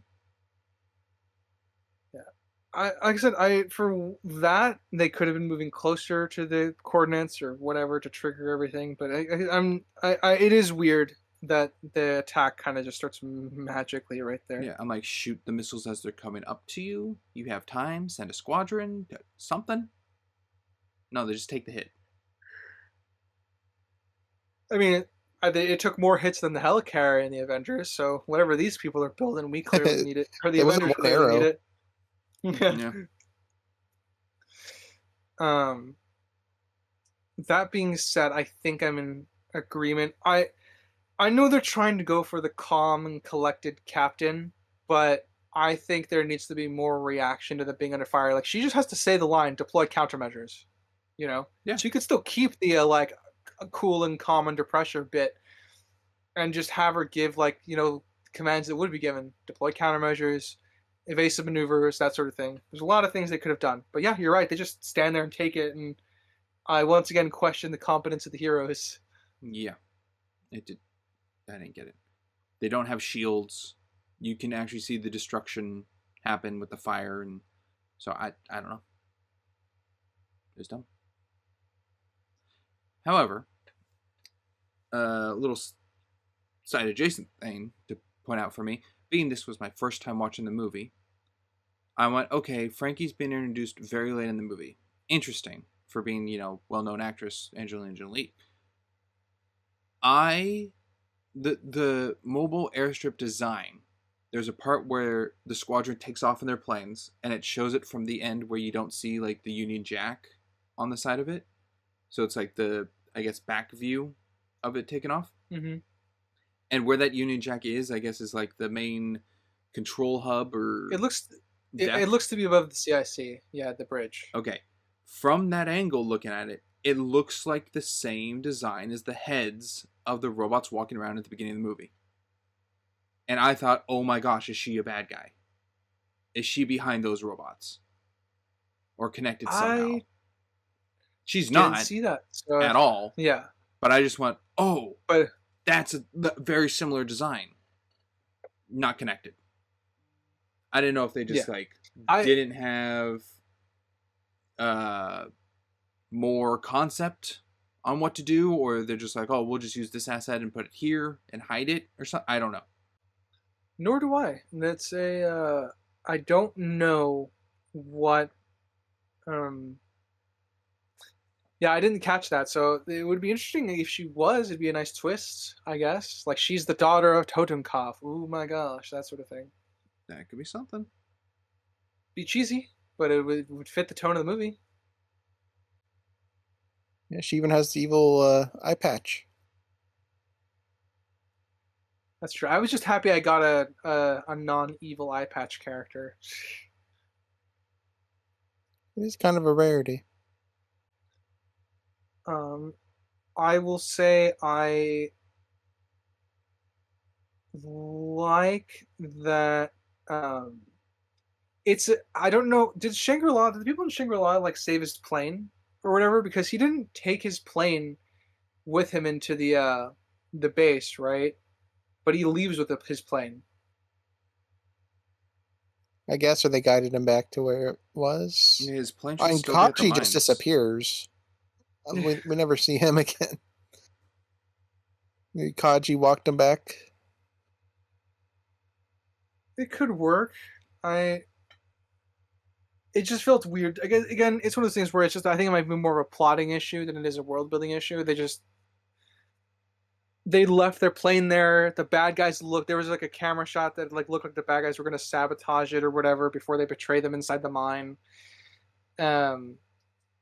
So it's just lucky, I guess, that the plane was fine in that weather, exposed to all the elements for however long. Yeah. He's the sky captain. He's got to have the coolest plane. Even though he's not the only one who can go underwater. But yeah, I do wish it was a Royal Navy more unique looking plane. I do appreciate that at least the Royal Navy ships are unique. Yeah. And the propeller turning into a rudder is a cool visual. Doesn't make any engineering logic whatsoever. No, it doesn't. Cool. It is cool. It definitely looks cool. One of the things that again quickly characterizes Frankie that I do appreciate, again, it's just a quick expedient thing. She goes down and puts herself in danger alongside her men, which is, it's a heroic trait to have to, go into the field with the people that you're commanding. A leader, not a boss. Yeah, a leader, not a boss, which is always cool to see. I wish we met the second in command of the ship, though, just so we know that the ship is not just going to stand there idly and take hits. Like, I wish we got her giving orders to the ship so that they know what to do while she's off. Yeah, that would have been helpful. And Crimson. Sure, we get a new robot. We get the underwater robot. It's a pretty trash tier robot. Doesn't do anything. um, I don't even know why there's an entrance through there. That's um, it's pretty easily accessible, all things considered. They could have just had a physical barrier or a mesh net, other than these giant bars. Okay, They could have turrets imagine. It's the down there sewage instead system. of robots. Yeah, for once, I'm actually going to defend Disney Star Wars here. But a really big important part about what they targeted on Starkiller Base was the fact that it was a heat oscillator, so we understand what it is and why it would collapse the weapon. Here, the opening here could be a vent for all the heat from everything that they're doing, like production wise inside. But it's not that. It just they fly through it and end up in like Yeah. the the jungle. Yeah. Certainly not heat. I mean, like that could be an easy, that could be a reason to like access the opening. It could burn the plane as they get through, so they can't use that to escape or whatever. So it adds more tension, Well, but they can still fly through it. is it kind of like Kronos Island in Incredibles? Like you can fly on it, but it It goes reminds me of that. underwater to go up and in to the island. Yeah, it reminds me of Kronos' Island. Yeah, But you don't in the Incredibles one. You don't really need to take that. That just because there's multiple entrances into that facility. you don't. But here it makes more sense to try and find a side entrance because the island already demonstrated it has defenses. Yeah.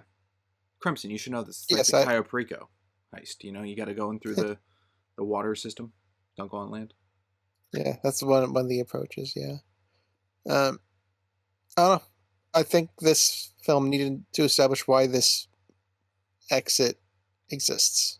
Like you said, if it was a heating area, but obviously it is not. Yeah. It is, yeah, even, to go along with your complaint, because I agree with that. Another nice detail I liked is I like the reflection in the water made Polly for his tail numbers. That was good. I did like that. Yeah. It's very sweet and kind of shows he loved her all along. And because again, one of the things I think the movie does well is they get their bickering fairly good for, I would say, 80% of the film. Doesn't really get on my nerves. It just kind of comes across as them just giving each other shit because they're bickering like an old married couple. Well, he didn't love her for 3 months. Well, love is complicated.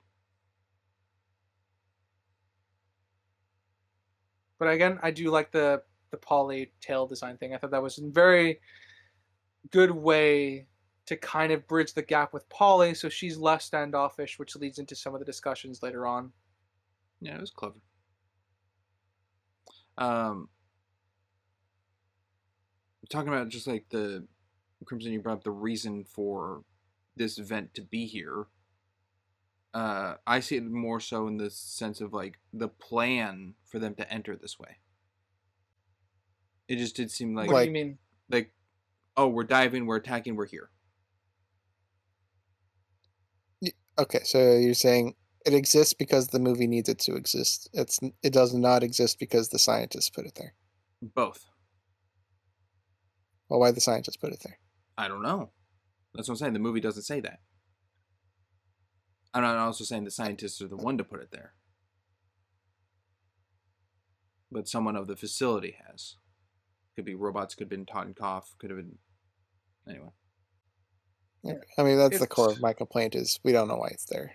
It feels like it's purely there so they have an entry point.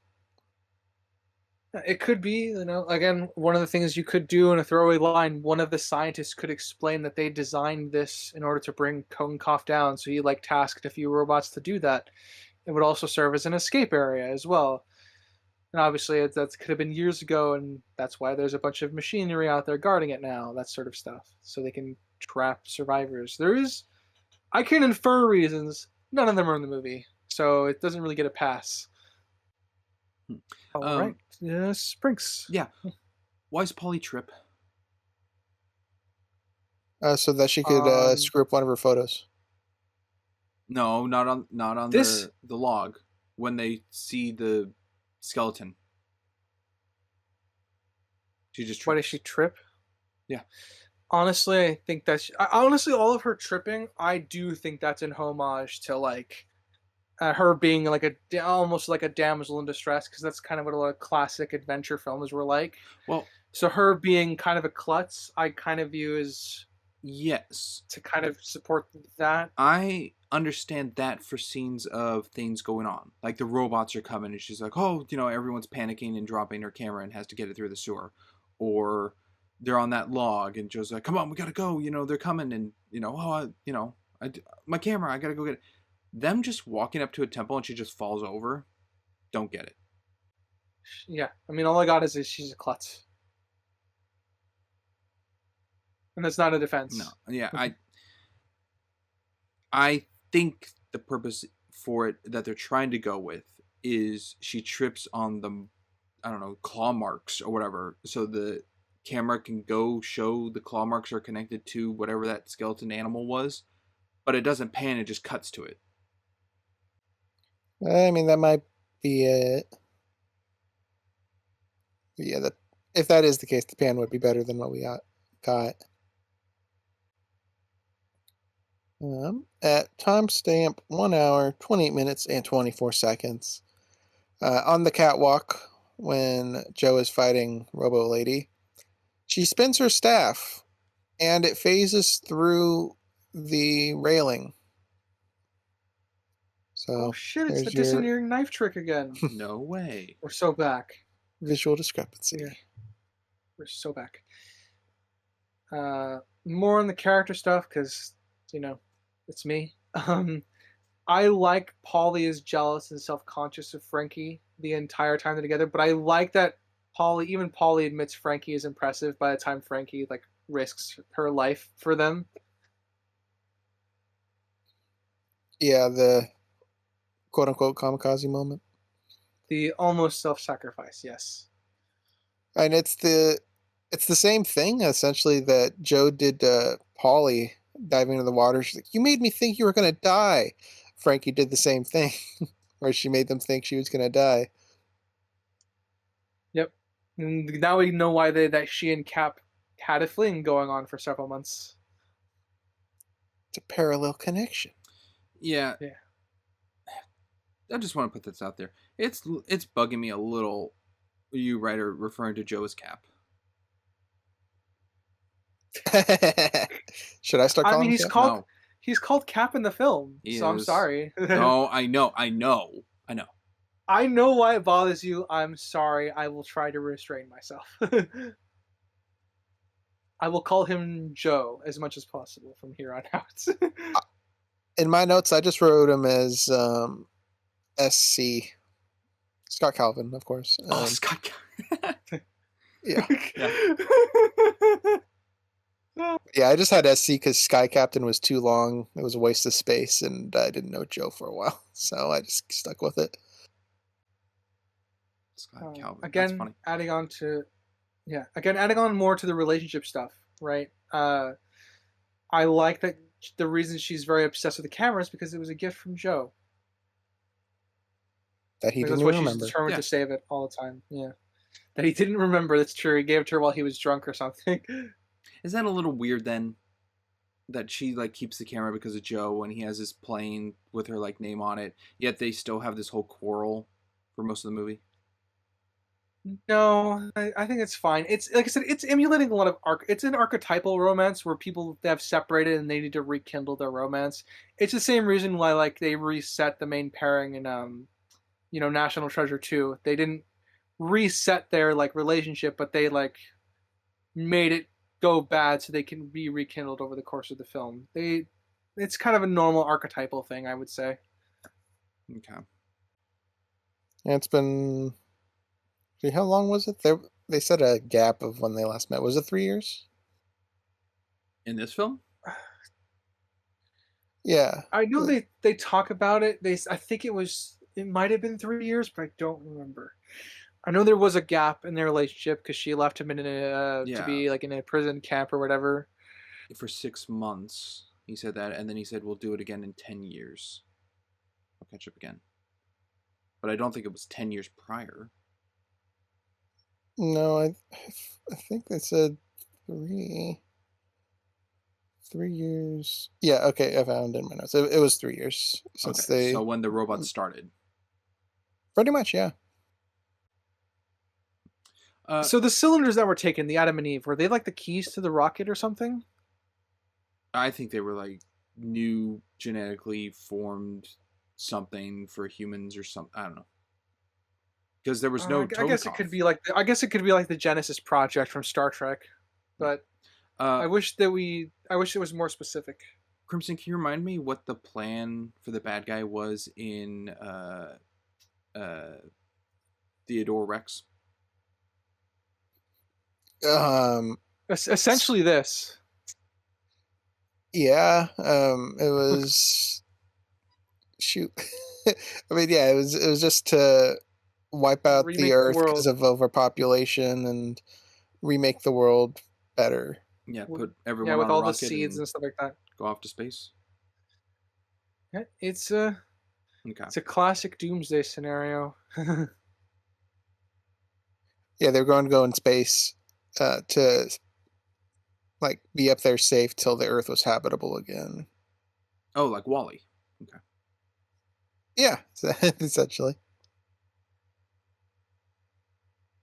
But we were having trouble deciding what that even meant in that movie. Of like, what is he doing to the Earth? Yeah. That's Okay. something to do Yeah. with the sun. I just remembered seeing like the answer to this film when it's like, oh yeah, a rocket of all these animals going up. I just went, oh, this is like Theodore Rex. Man, this copied Theodore Rex. Who knew? Yeah. Thanks, Whoopi Yeah, like Goldberg. this is Without you, this film wouldn't even be made. Sure. Like this isn't a homage to that. I don't think anyone wants to make a homage to that movie. But the cookies, he loves Um, cookies. He's such a big fan of cookies.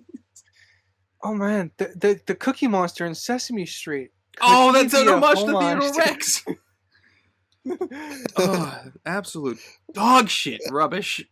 And that's why they Yeah. replaced him with Veggie Monster because they didn't want to connect it to Don't Theodore Rex. say those words. They wanted to try and You dis- can't they say wanted to those try and words. distance- I can't say No, those words. You It can't happened. say that on the podcast. It's vetoed, outlawed. It's, You can't talk about that. Veggie Monster? No, Veggie we don't Monster? talk about that. It was an important character arc that he went on. Can't Yeah. just ignore it. Yeah, because of some Karen at a McDonald's about her kid. Yeah, it's dumb, but it's still a character arc. You have to include it. It'd be like, what's Indiana an Jones, example? 1, 2, 3, 5. I still think 4 is better than 5, but that's just me. Ooh.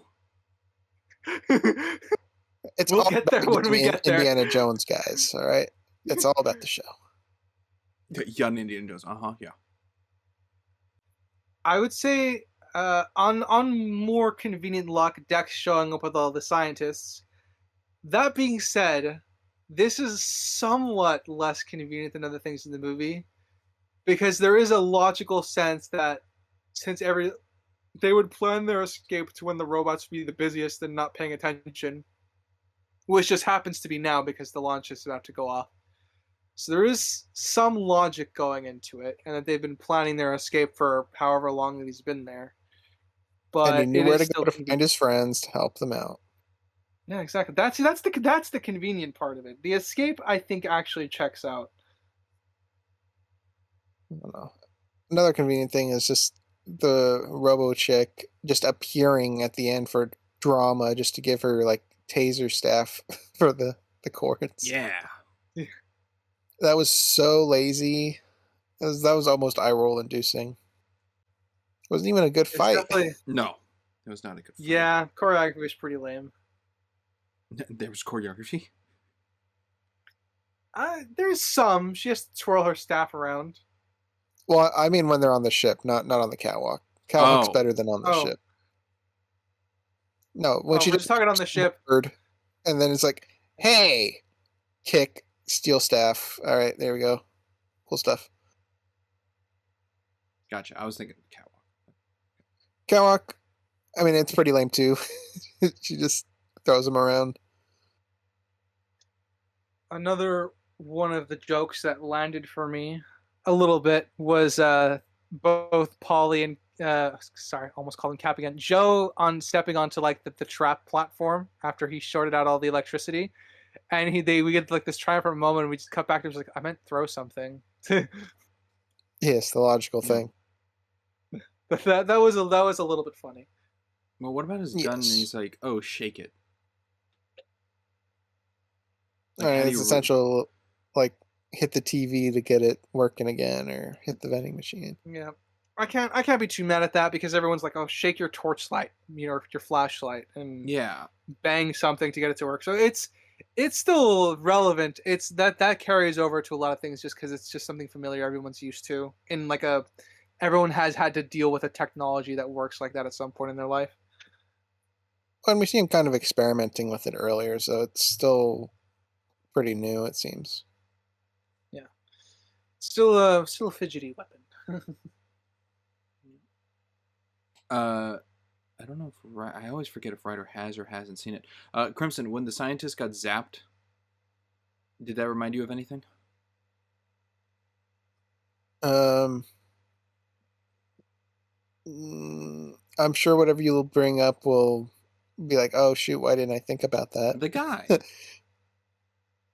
The guy. The The guy. guy? Yeah, the Yeah, guy the getting guy. zapped. The guy. The guy. Frodo Yeah. Baggins, that guy. Hey, Ryder knows what Yeah. it is. No, I didn't draw that parallel. Oh. Uh, I just got it as I like was- them being like, "Oh yeah, we'll get through this," and then he just gets zapped and dies. Like I took it the same. it was thing, pretty like, amusing. like stand back, cake, dead.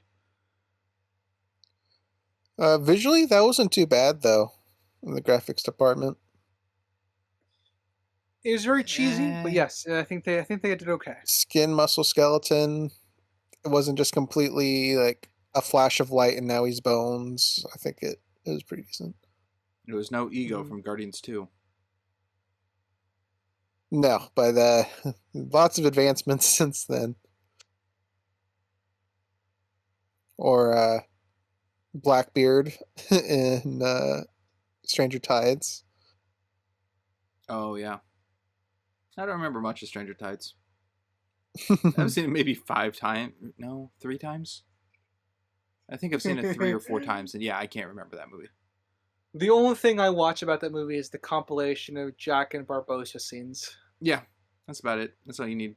Drinking rum out of the leg. They have because all of Jack and Barbossa scenes. I wish we got more of them, but all their scenes like have such good dialogue. You know, Hey, you know like what? the writers were like, I think us talking about all these other movies is showing how much we enjoyed this one. that's so true. This movie is like a peak 10 out of 10. It's clearly better. Like it's clearly the movie of the century. I don't know why we didn't cover it before. I just I'm waiting picked for up, the sequel. I just picked up a pattern. We just keep talking about other movies.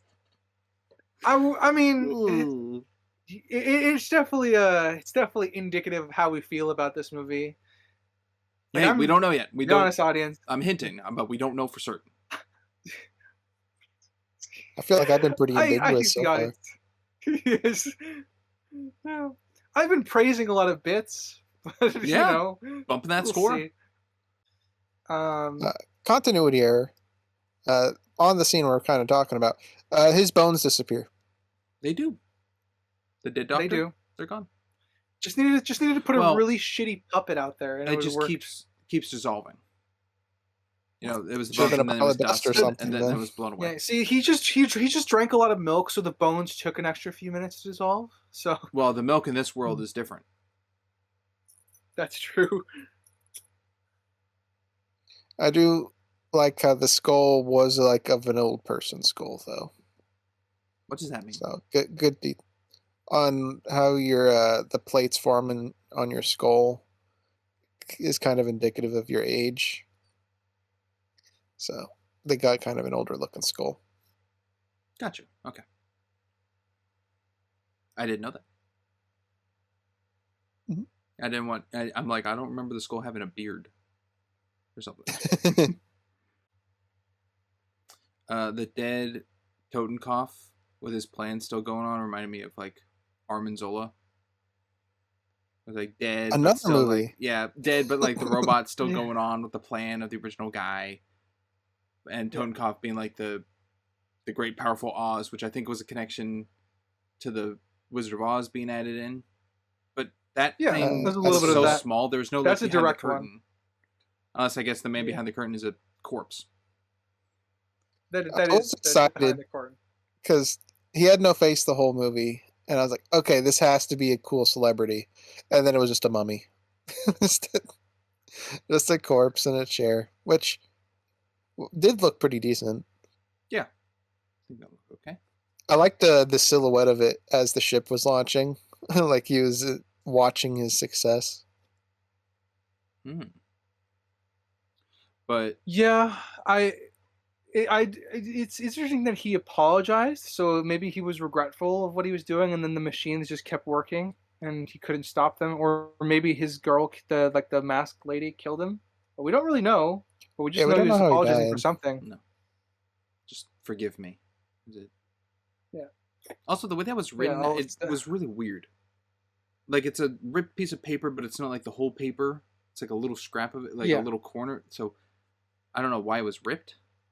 There's a whole story I not told. think, yeah, story not told. And also, I think it's kind of them just showing like, hey, it's old, it's tattered, but practically it doesn't really make sense. It would just be a piece of paper. The rocket is very poorly designed.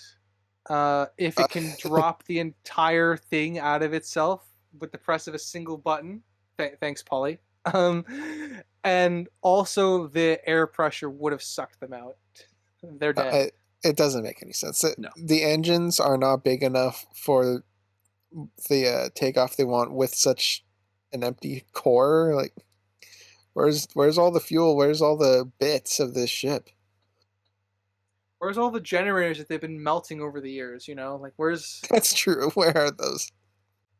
It's for the base. The generators are for the base. The generators were actually not for the ship. They were actually for the animals. They needed those to convert the power for the animal change. I don't know. See that? It'd be nice if that was in the movie. Oh, looking through my notes, another funny scene was when they kissed and then he decked her. That was the deck was really bad. That one, it was, but you know, it's that slapstick kind of corny action. Of, I took that as an homage, but it also is. I guess would be our standards pretty bad by today. Yeah. I did time it, by the way, not to the extent of like Olympus Has Fallen, but when the ship said 30 minutes to take off, and then there's the whole catwalk fight. Joe gets back up and it's like 20 seconds to take off. I'm like, that was not 10 seconds. Yeah. This film doesn't do time well. I think we said that already, but that's another one. And I already kind of mentioned this, but how the fuck did the entire Royal Navy get here in time? I don't know. For the ending This shot, was right next door. ships. I guess. They took Polly's teleportation. Oh, I see. She lent it to them. All right, Crimson. Yeah, I guess all the animals being airdropped is kind of amusing. I was kind of expecting a bunch of more like animal noises in the water scene where they pop out of their own pod. No, we got elephant and monkey. The distinct animals. I wonder if they have a way to convert it back. Would that have been her perfect shot, or would the rocket and facility be better? I'm still like, she should have taken a picture of Shangri-La, personally, but I mean, she can still go to Shangri-La. It's still there. At that point, she had 2 photos. That could have been one of them. Yeah, because you had the rocket shot, and he's like, take it. What else is going to top it? And I'm thinking the animals being airdropped into the ocean that you can't even see being animals isn't. I don't think that's better. I don't think that's better. well, I mean that's why she settled for Cap. Sorry, Joe. Oh, Yep. She's like, Shoot, there's nothing better than this, and this is not as good as before. All right, Joe, here we go. I mean, he did technically save the world. I don't know how they were planning to end the world, but he did technically save it, I guess. Well, I think it was like the ship's engines was going to catch the atmosphere on fire and kill everything. I think that's what the God, that's whole such a thing was. fucking 40s sci-fi concept. Yeah, I think that's what they said. Yeah. What do you want from theory alone? I have a question. All right, ask the question. How come Polly can read German? Are I you sure don't that's what know. happened, or did the text change in universe? No. The text did not change in universe, you devil advocate. She can definitely. The TARDIS can was there definitely- and the universal translator activated, huh? No. I think I'm okay that she can read German. I just wish that was set up earlier in the film, because the only defense I have for this, right, is how much Germany's clearly intermingled with New York, with like the Zeppelin, like the Hindenburg 3 Yeah. is coming over, and it's a But we So there don't is- have any there's- connection to Polly to that. yeah, exactly. So like I said, it could just be a cultural thing, but even then, I need that to be more explicit in the film. So I can infer cultural reasons for it, but I don't think that's strong enough given the film that we have. Yeah. It was like right at the end of the last 10 minutes of the movie, and I go, oh, cool, something she can do. She can just do it. At least she's like brought up saving the animals beforehand, so she's technically fulfilling one of her goals. So was the plan to go to a different planet or torch Earth and then repopulate it? Torch Earth, repopulate it when the whatever damage they did had subsided. I think it was going to just sit in orbit for a long period of time in our periapsis or our apoapsis. I'm not sure. Gesundheit.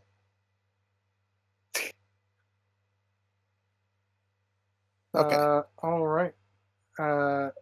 Sprinks, you got another one? How are you doing? Shoot, I actually might be out. Oh, well, All right. I guess the difference between Joe hitting Polly was such a weak little punch to knock her out, and then Polly like wallops Joe, and he's fine. He's a manly man. I don't know if I'd attribute that to Joe. I don't know if I would He's either. a pretty Yeah. feeble man. He pretty much any confrontation he gets wrecked on. Yeah, he's usually on the back foot for a lot of, which is kind of why I wanted more competence from him flying around, like dogfighting, because that would have shown like, oh, this is where his skill set lies. But alas, we don't get that. But alas, his plane breaks and he can only fly straight towards a robot that's shooting missiles at him. Oh yes, yes. How true. Yeah. This is gonna be another funny comparison to Disney Star Wars, but the way that Frankie ejects from her plane, has this kind of jetpack suit that takes her out of the water and then takes her up to her ship. That was less angering to me than what the Star Wars tries to do in some of the Mandalorian episodes. The Mandalorian. I've only seen season 1. Yeah, that's pretty much all you should see, honestly. All right, Crimson. Yeah. Any more? Sprinks. I think I'm starting to formulate something similar to you, Oh. where you hate witch stuff that directly correlated to the Salem witch trials, Yes. and not just other witch stuff. Yes. I do think it is I'm such a cop-out. starting to get annoyed by how many movies just use a fallen tree to fix a gap. There's so many movies that just have a magic tree that's perfectly placed to cross a gorge. Yeah. You know what? That's not what I was expecting, but I completely agree. I understand. I wrote in my notes like a convenient tree placed again. Yep. It's And everywhere. it is everywhere. Do you have more of a problem if it's already there, or is it a little lesser if it's like, oh, we got to cross it, let's chop down this tree? Shopping's better. If we That's Yeah, if proactive. we see them, yeah, if we see them do it, it's character proactive thing. If it's there, it's just convenience. Especially since people have no reason to go this way. Okay. And it's the tree. It's not like, rickety old bridge is fine. I mean, this is like a manufactured island. There should be a bridge. I think that would make sense to have a bridge there. Well, that's not the path I take, Crimson. That's true. I like the. I like that Dex, the German scientists are explaining stuff to him, and Dex is relaying that to Joe when they're all sitting in the office. Also, just saying now, that office would be destroyed if it was in a launch facility. Yeah. Possibly. But I like it is. It just shows Dex expertise. It's a tiny thing, and he does understand German, and it's okay. And because I clearly Cap doesn't, Joe doesn't. I'm going to fondue you. I'm not screwing up on purpose. I promise. Uh-huh. we're too far into this. I was calling him Cap for most of the video. That's fine. It just irks me. Scott Calvin. So there was a like stock bat noise when they entered the cave, and I was like, well, that's goofy.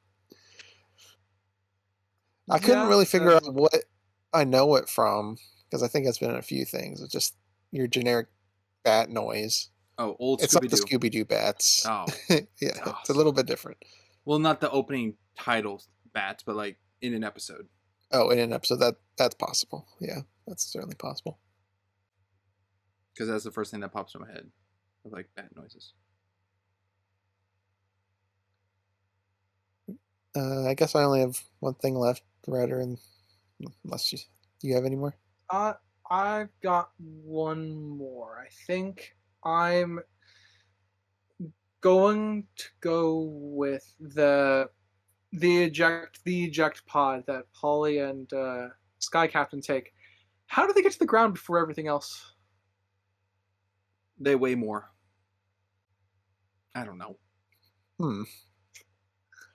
Well, the escape pod is different than the animal pods, right? Or is it the exact same thing? No, they're different.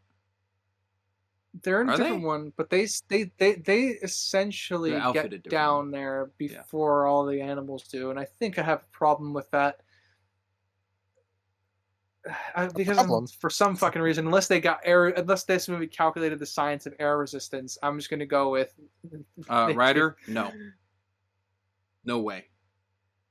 Yeah, exactly. Doubt So it. I think I'm okay with saying that they teleported. They used Polly's teleportability to get to the ground before everything else, so we have a nice like shot at the end of the film. My And I final guess point is a question. Is this a good ending to this movie?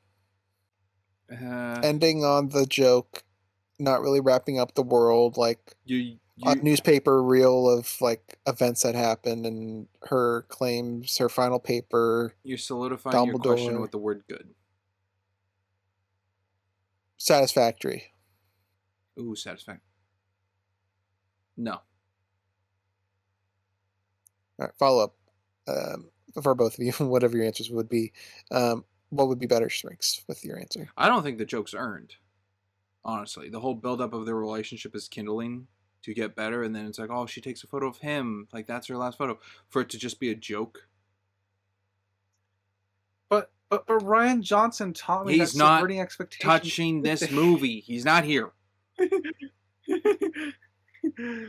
Yeah. But expectations were subverted, therefore good, right? So it would be a better ending for you, Sprinks. Just get the joke out. Better ending for the homage that they're trying to go with is take the photo, and she goes, oh, and he goes, what's wrong? She's like, I guess I took the last photo somewhere. I don't know what it is. And he's like, it's okay. It's the lens cap was on, and it doesn't matter, and then they kiss, and then it says the end. Something like that, where it focuses on the romance and doesn't care about the photo. Since the movie Alright. is building back their relationship together. This really goes like, oh, she cares about him, and he goes, whatever. Alright, and writer, is this a satisfactory ending? I satisfactory, no. I think it's kind of a abrupt ending. It's like the end of like a Looney Tunes episode. That's all, folks. Well, it's like, wasn't that great? Lens cap was on. Do. Yeah, that's kind of what it felt like. I I think you kind of in with Springs. I think because the film spent a lot of time building up to the romance, you can keep the joke, but don't let that be the end of the film. So like make it so that Polly has to. So my version, I guess, of how I would end this: Polly still writes her paper and everything, and no one believes her because she doesn't have any photographic evidence. But Joe believes her because he was there, Oh, Lost World and that I reference. think, yeah, well, yeah, maybe. But then Joe believes her because he was there, so they can have a budding relationship, and that's so it's still sweet at the end of the day, where she's still getting criticized by Dumbledore or something for submitting some ridiculous article, but Joe comforts her about that. So you can show some like aftermath. I think that would be a good idea. Yeah, I think it's good enough. So I guess it would be satisfactory, but I do think a better conclusion would have kind of what I said of like a newspaper segment of what her article ended up being, and then maybe a little bit of a writer threw in there of her boss saying this is garbage, and then getting comforted by Cap. Uh, Okay, see that was intentional. that was Okay? fully artistic. Yeah, I know. But what about like an ending where it's like Dex and Frankie and Polly and Joe, they all go to like a swing dance club, and like they're all like, yeah, great time. We I survived. can buy into that if they It's if they did possible. that. That would be cool to see. I like the four of them enough as characters, whether or not And they I all think have they're history together. as characters. Just, yeah, Well, yeah, and we get to see Dex and Frankie, who, I mean, Frankie was willing to die and has sent her men to die for him, and they don't even get maybe you know anything. what it's maybe you know what the twist would be. Maybe Frankie and Dex got together. Maybe. Wow. How'd she lose an eye? Maybe she trusted someone. Dex's She could experiment. she could tell the story over the bar meetup or whatever. Yeah. All right. Is there anything else, gentlemen, or shall we move to summary and ratings? I I'm think ready to I'm move good on. for summaries and ratings. All right. Got two first timers here. I will pick Crimson to go first. Oh, and here I thought you were going to pick yourself. I pick myself occasionally. I think I'm still the only host that's done that. But Not true. I never do it. I've done it. oh yeah, you have done it once. I Did I remember. do it Let's see. this last season? Maybe So, I did for Hook. I did last week. Did I? I'm not sure. remember. I don't remember. Sky Captain took a lot out of us. Okay. Yeah. I'm Yeah. running on 3 hours of sleep again, so surprised I made it through. With my subjective, I will say it started at a pretty good height. I was like at a 7 range at the beginning of this. I kind of liked the world we were put into. I didn't get like wrecked by the visuals. It didn't cause any strain to me. I liked the uniqueness of it and the setting we were put in. But the more it went on, the more I didn't care as much because it kind of felt like it was losing its identity to me. Going to Shangri-La and the mines just felt boring to me, like an added thing, and then this, as we mentioned before.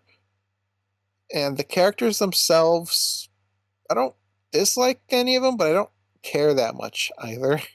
There were a couple amusing moments, nothing like laugh out loud or chuckle, but some amusing stuff.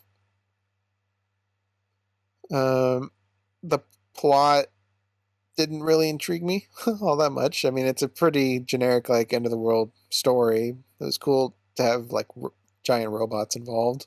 So it did not make it to a 7 by the end, but it is at a 6. I can totally watch this again. Maybe even down the road, maybe show it to somebody. It's unique enough to maybe warrant that. Objectively, though, boy, oh boy, let's start with what they did right. They casted some okay people for the roles, I suppose. Dumbledore was a miscast because they didn't use him. So just get a nobody, I think, for the role would be pretty good. Who's Dumbledore? I know. Uh, Well, was I this argued to remove him. this came out the same year he starred in Azkaban, Prisoner of Azkaban. I think. Yeah, Yeah. I guess that's true. But I don't know if this came before that or after this. So I don't know if the point of this movie coming out he was Dumbledore yet. I would imagine Harry Potter would take longer to film than this, but maybe not. I don't know. The visuals might have taken a long time for this film. I don't know. Well, for how much screen time he has in this movie and that movie, this movie I'm sure took less for him. For him, yeah. So yeah, casting was decent. The visuals for what I believe their intentions are, I think, is good. The weakest parts being the cars. I just don't think they're up to par with everything else. The staff twirling didn't look great, and the like phasing through the railing I mentioned, obviously not good because of that. The robot designs are cool. They definitely feel like they're from the time period they're trying to emulate. I did like the variety of the robots, but the big giant ones we get introduced to, I don't see the function of. The flying ones make sense. They're to counter planes, and they can pick up the generators and stuff. The underwater guy would make more sense as a turret, but having a defender for an exit makes sense for that role. The twirly armed ones are the ones going searching through debris to find stuff, so makes sense for them to have that capability. Just the giant ones don't have a function to me. I don't understand other than they're like imposing and scary, but I don't think that's what the mission is. Well, It's to don't forget they can fly grab too. resources. They can fly. They fly now? They fly. We don't really see them in a dogfight though. That's kind of more like a traversal technique. So yeah, I guess objectively the robots, they don't make sense all that much. We don't know what they've done for 20 years. Don't know why they started 3 years ago. The assassin, Robo Lady, don't know her intelligence level, how much agency she has. She's gone and hunted down the scientists, killed one of them for some reason. Yeah, it's just we just spent like 2.5 hours. Just I feel like bashing this movie. It feels like you can't go 2 minutes in this film without something being wrong or bad. There's always a critique to be made. Yeah, Dex and the map. Why they took them, we had a long debate on. You had Polly teleporting all over the place for the plot. It's all just messy. And the music does fit the time period, so I think that's probably one of its strengths as well, is the music. I wouldn't really say it's distinct music, though. It does kind of feel generic for the time period, which fits. With that in mind, I think I'm at a 3.5. I don't think it's a very well constructed film. Alrighty. Eeny, miny, miny, me. I'll go next. Save Springs for last. I'll do my subjective. Yeah, I'll do my subjective first. I also get enjoyment out of this movie for the aesthetic. I think I've said it before a couple times in the podcast. I like this conceptually. I like the world conceptually. There's a lot of cool bits in here that does entertain me. But a really big hit to the subjective for me is that after about 20 minutes, when they stop doing all the homages, like, the fingers pointing at the sky, like the really big, like 20s homages, and as Crimson says, starts to lose his identity as it goes along. I think that's kind of where it all coalesced together for me, where it's just I didn't like watching the film in the sense that it was just hard to look at. It's a very ugly looking movie. I'm sure Sprinks will be a lot harsher on it than I am.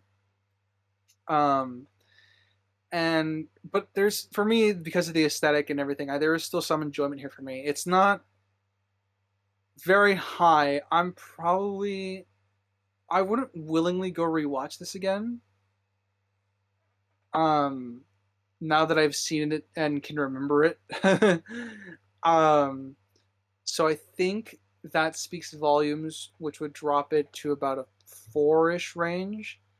Because I do think the conceptual stuff is there. I don't hate any of the main characters, which is a plus. So it's not really getting into like I'm super annoyed and I hate this territory. But there's just a lot here that does bug me, but none of it like outright made me rageful towards the movie. So I think I'm okay at a subjective 4. Objectively, oh boy, um, this movie is a 10 out of no. I would say the world building is a complete and utter mess, which is a shame because, as I said, I think conceptually it's very interesting. The world building is a mess. I don't know why, uh, ultimately why they chose to kidnap Dex. As I said, I was playing devil's advocate for that debate. I don't know what the Adam and Eve stuff was actually meant to do. I would guess it's supposed to be like a Genesis device, but again, we had to do a lot of writing for the writers here. Like why does there a secret exit that leads right into the island? There's when there would not necessarily need to be a need for that. A lot of teleporting going on. The time for things is wrong. I don't know why the newspapers gave specific dates and then we jump back to a date earlier later on just in the dialogue, and I don't know why Polly talks about having done all this in a single day and teleports to Joe's office. So I think the world building's a mess. Then again, like I said, there are some cool things here. I just wish it was better strung together, which does lead me to the plot. The plot is also very generic, but also very messy. There's a lot of plot armor for characters to get them from one scene to the next. There's a lot of the plot is very, very basic in the sense of get item, go here. And that's not necessarily a bad thing. There are movies that can do MacGuffins to perfection. But I think they oversaturate this film just a little bit with that. And there's discoveries that kind of come out of nowhere. We don't know why. I mean, I guess we couldn't make assumptions as to like why the machine lady is still kicking around. Was she a machine back in the day with the dead scientist? Don't know. Her said that a lot in the podcast. Again, characters need to teleport to get to where they're going in order to move the plot along. I think those are some of the biggest drawbacks of the film. As for the four characters really that we have here, we have Dex, we have five. We have Dex, we have Cap, we have Polly, and we have Frankie, and we've got the guy who meets them in Tibetan Mountains. I don't know the actor's name. Sorry, Crimson. I also don't know his name in the movie. Kanji. Haji. I don't think they do anything necessarily out of character, but what damages them is plot related elements that keep the story going forward. Polly, we learned that Polly knows German at the late hour. Don't know why, other than she wants to save all the animals. We know Cap can be really stupid for some reason because he doesn't put his base on alert, and he's supposed to be like one of the top like military mercenary groups ever, and his base doesn't send planes up in the air when they're about to be attacked. Little issues like that that really start putting dents into the characters. Um, don't know why Frankie was willing to risk her whole crew for one person, other than she knows Joe. And then also the Royal Navy teleports to show up. I assume she requested them, but they just all appear at the end of the movie. So I would say the characters themselves are intact, but they got a lot of nicks from the world building and the plot progression of the film. I would say one of the strengths of the film is the banter between um, Cap and Polly. Polly. So, and that's just purely on the dialogue aspect of it. But I'm also kind of with Crimson. This is a very poor movie, and this is why I wanted to go next. Sprinks. I'm also at a 3.5. It's not quite in awful territory in terms of writing, because I think the characters are okay, but they still took damage. So I'm was bouncing a lot between a 2.5 and a 3.5. I think I'm at a 3.5 for now. I might drop it to 3 by the recap if I think of it on it more. But yeah, that's where I'm at, and that leaves you, my brother. Interesting. I will follow suit because of the interest of it, probably. I will start with my subjective. This movie is gross to look at. It's milk all over your screen. I feel bad for people who have astigmatism because the lights are all over the place and pulling, and uh, the skin tones are faded and muted and watered down, and just it's ugly. It's an ugly looking movie. Um, I also really don't like, which goes a little to the writing of my objective, but I really don't like that the plot armor is so thick for Joe that there is nothing that's a problem in the whole movie. There is nothing they have to overcome or really solve. They just know it. They know how it works, what it'll do. They don't really like, oh, try it this way, or they do something by accident and it works, or they have to, not do that and go back and talk to someone else to solve a new. No, it's here's a new thing you've never seen before. How do we do it? Oh, we got it. We're there. Oh, this led to a new thing. Shoot, what is this? Oh, well, there is no shoot. We actually know how to use this. Done. We got it. Uh, that's like the whole movie. And to me, there's no. It's like a perfection thing, but he's not a perfect guy because he's like, oh, I don't, I'm kind of a silly guy, or I don't know the perfect way to take down the robots, even though I've been fighting for 3 years, and like all these things, and I'm like, I just don't like this in that sense. So I am at a 3.5. The reason why it's not lower is because the movie is a consistent storytelling. Like you do get the gist of what the story is telling overall upon completing the movie to get the whole deal. Of course, there's a lot of why is this happening now kind of things, but all that is like beginning to end does tell a consistent story, I think, at least as bare bones as possible. Um, Objectively, though, and this one's the little shocking one, maybe, because my objective is a little different than the two of you.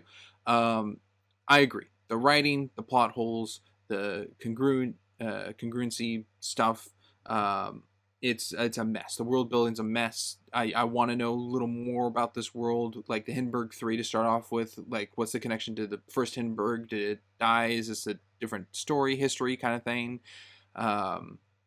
What's the German interaction with New York currently and all that like a good place starter doesn't really get touched on. The robots, big mystery, what's causing them, where they come from. They don't know where they're coming from or what's going on over the last 3 years, but then they just get to it and they figure it out, and the robots have been working for 20 years, so that 17-year gap where they didn't do anything, what were they doing? Don't know. The scientists being killed off, it was like, ooh, a little mystery. They're killing off like the witnesses kind of thing.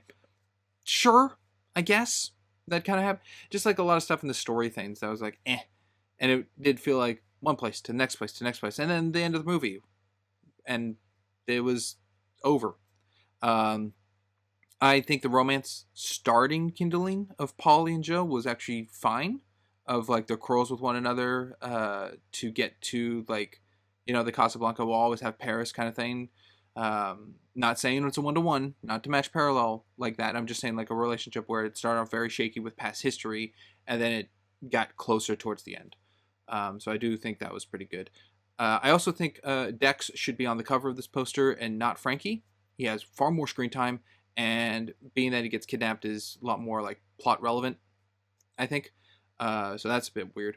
But the positives for this movie, I think the look of it, even though I think is ugly subjectively, I think it's very big to the homage of what films used to look like with the quality back in the 30s and 40s of, you pay your 10 cents, get in to see the two movies, and then the newsreel of what's going on in the war and everything and what they would look like, or see the cartoons of that time. I think that is a big strength to this movie because it's trying to reenact that.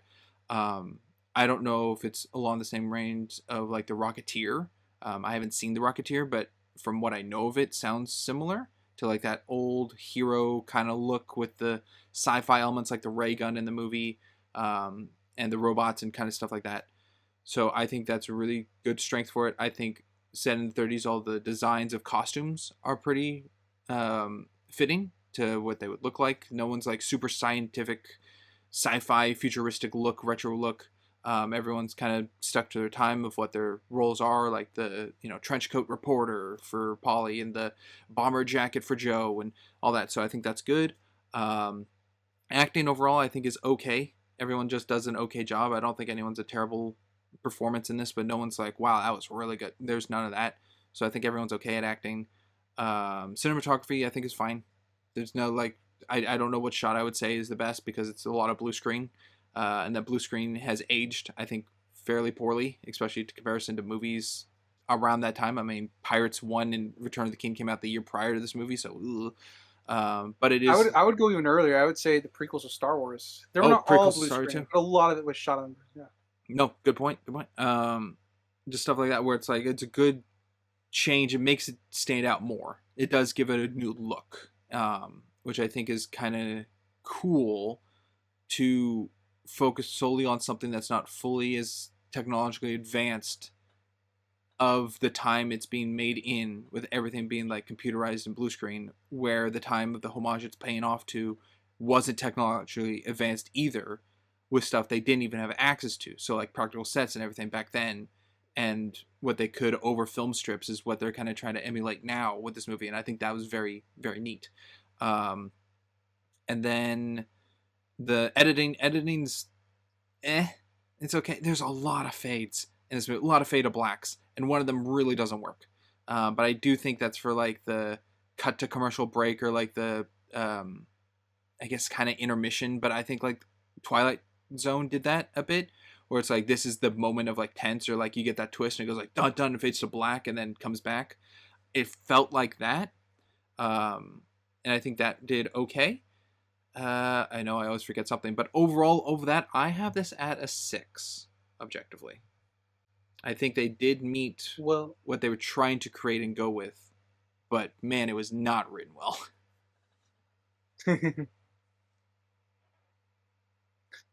yeah, that's very fair.